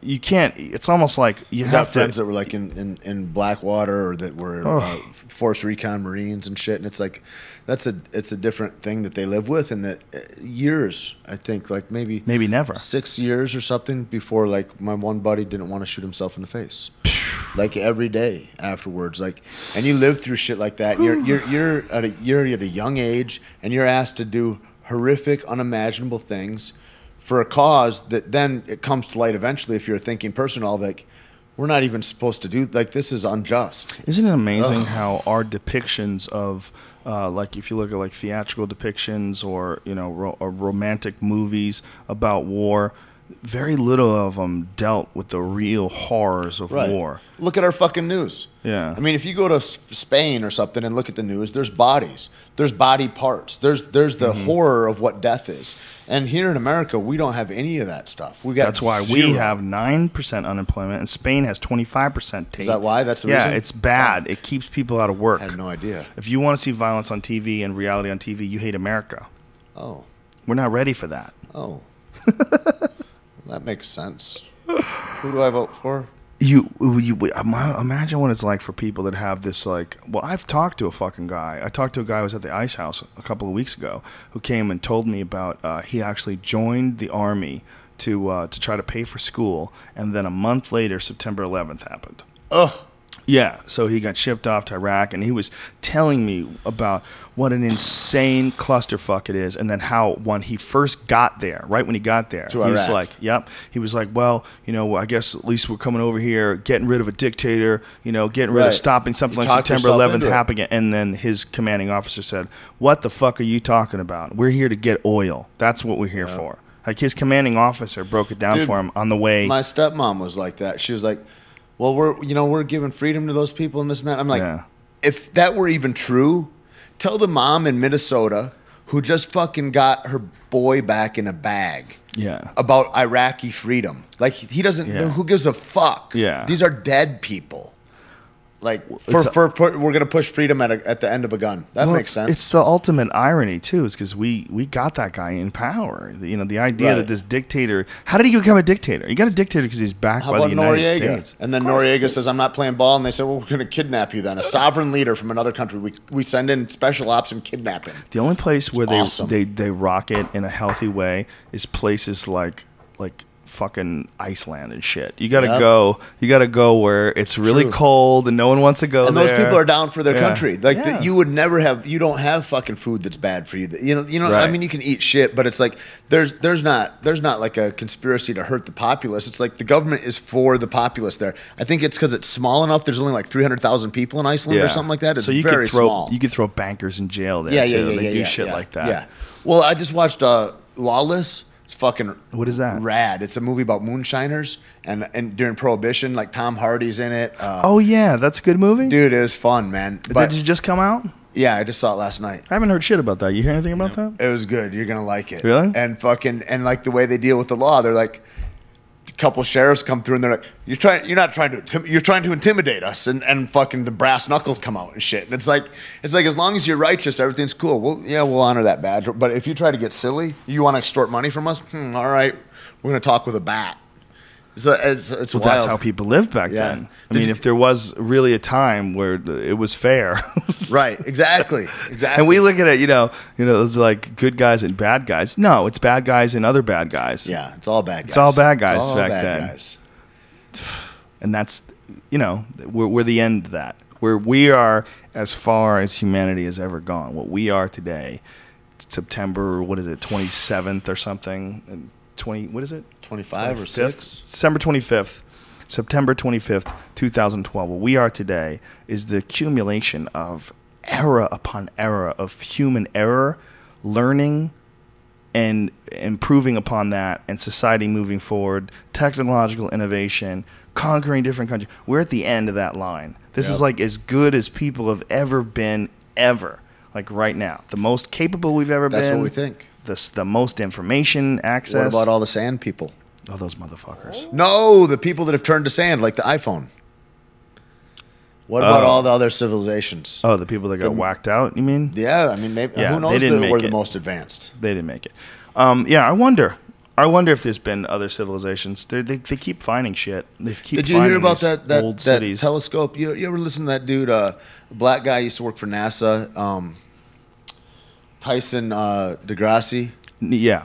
Man. Neil Tyson DeGrasse. Dude, that motherfucker is badass. I'm going to get him on the podcast. I'm trying to get him on. Going back and forth with him. Oh, dude. Yeah. I'll give him a foot massage if he comes in. Whoa, would you really? Yeah, for sure. Oil or dry? Absolutely.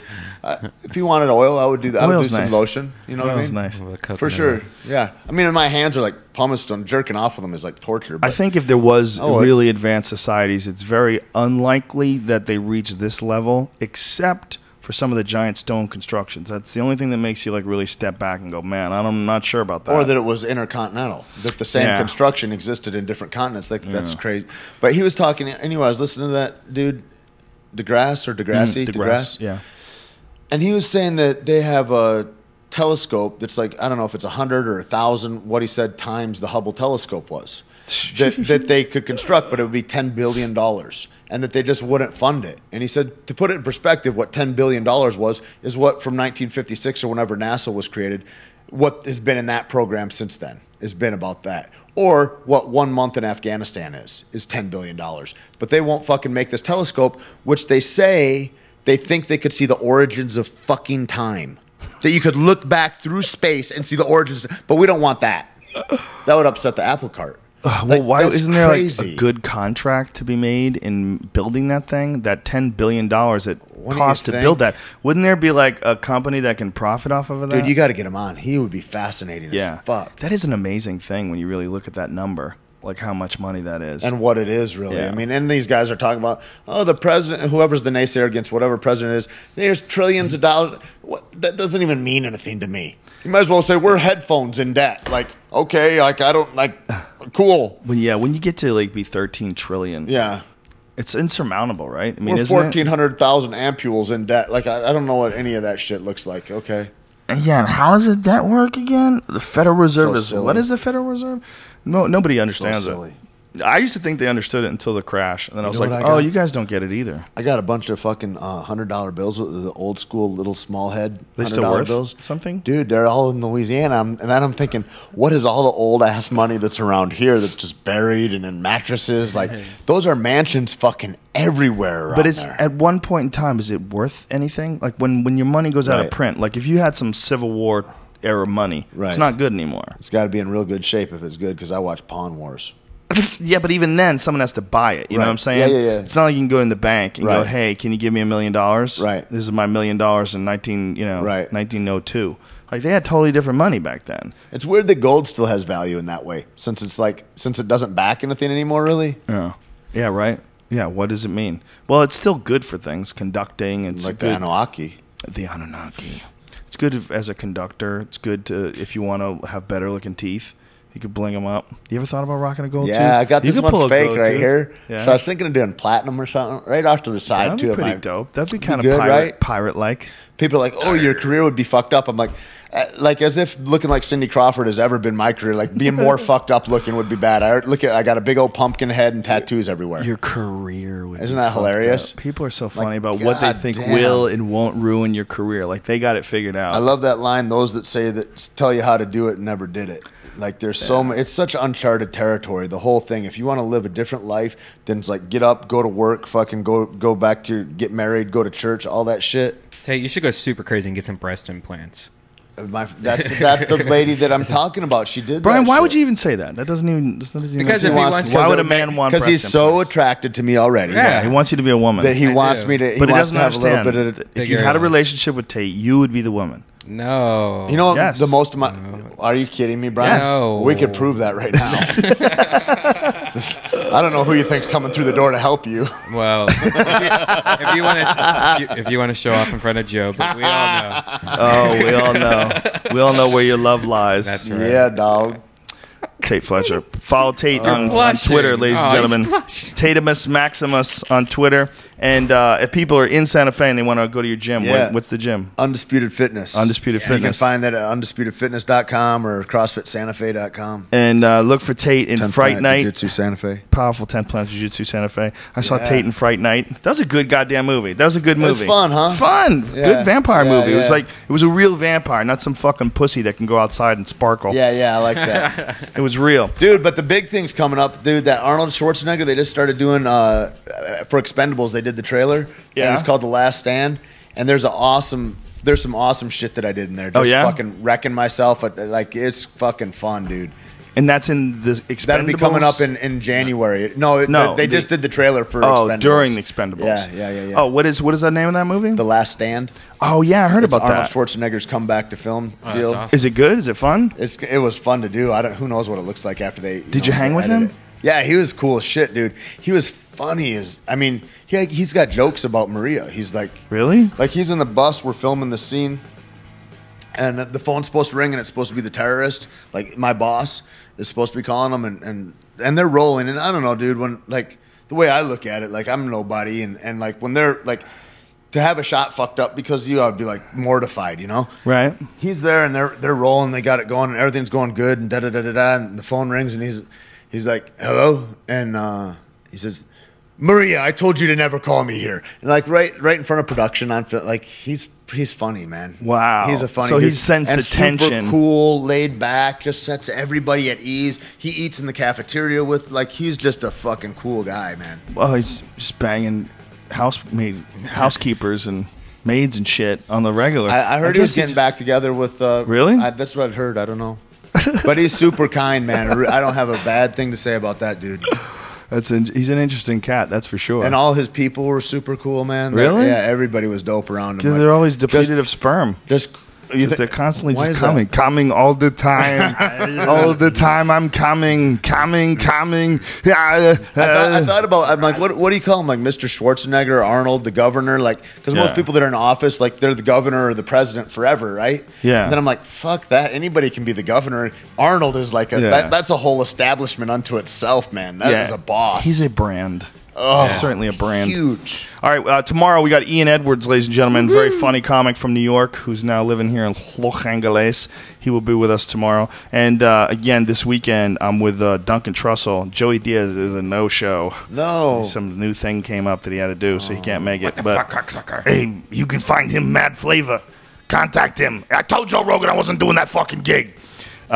This weekend, Raleigh, North Carolina, Friday night, we're at Memorial Hall, and Saturday night, we're in Asheville at the Thomas Wolfe Auditorium, and I keep hearing that Asheville is the shit. Really? I heard That's it's awesome. so fucking beautiful. Have Yeah. you been up there? Yeah, it's beautiful. It's supposed to be unbelievable. It's up in the mountains. It's supposed to be just Crazy. gorgeous as shit. Yeah, people go there and they go, I got to live here. So we'll see. We'll see. I heard it was might pretty come there. I back got on a bunch Monday. of friends there right now. They're doing Iron Man 3 out there. Powerful Iron Man That's the 3. hat I'm wearing right now, maybe. Is it? Yeah, Maybe it is. All right, listen. Thanks, Oh, I'm not allowed to thanks say everybody that. for tuning in. Thanks to Ting for being a sponsor of this podcast. And you can go to rogan.ting.com, pick out any one of those delicious, super fucking cool smartphones, and going through that link will save you 50%. Or what? $5? What is it? $50? $50. See, don't listen to me. 50%. Imagine if that was the deal. There's no, a 5 it's not in the there deal. somewhere. 50% I off. knew there was a 5. So anyway, go to rogan.ting.com. You will get $50 off. That's exactly what it is. I shouldn't be allowed to do these freestyle. They should tell me something to say.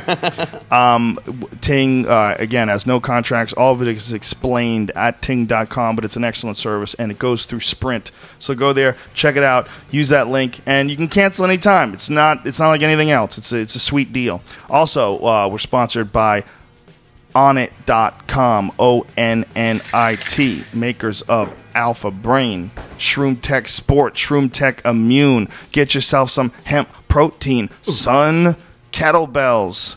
Both the ones we have available now and the super secret ones. That take battle ropes, son. Get yourself some battle ropes. Use the code name Rogan. Save 10% off any and all supplements. And go to DeathSquad.tv if you want to pick up one of these dope-ass kitty cat t-shirts. They were all over the place in Toronto. You see a lot of them? Cool. I saw a ton of them. Those and the old school ones. And that goes to support Brian's Death Squad podcast network, which is also named Death Squad, which is on iTunes, which is the only place to get the Ice House Chronicles. All right, you fucking freaks. Thanks to everybody for tuning into the podcast. Thanks to everybody who came out to Toronto this past weekend. It was fucking bananas. Had a great time. Thanks to Sam Tripoli for hooking it up, as well as Ari Shafir.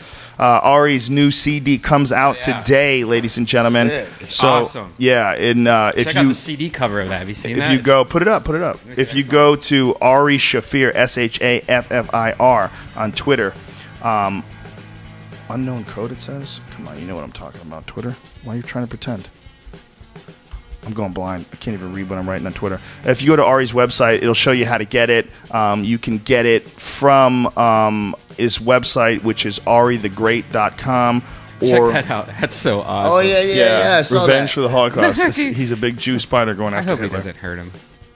What, the Jew spider? Yeah. All right, good night. Shut it off. You're sicking me.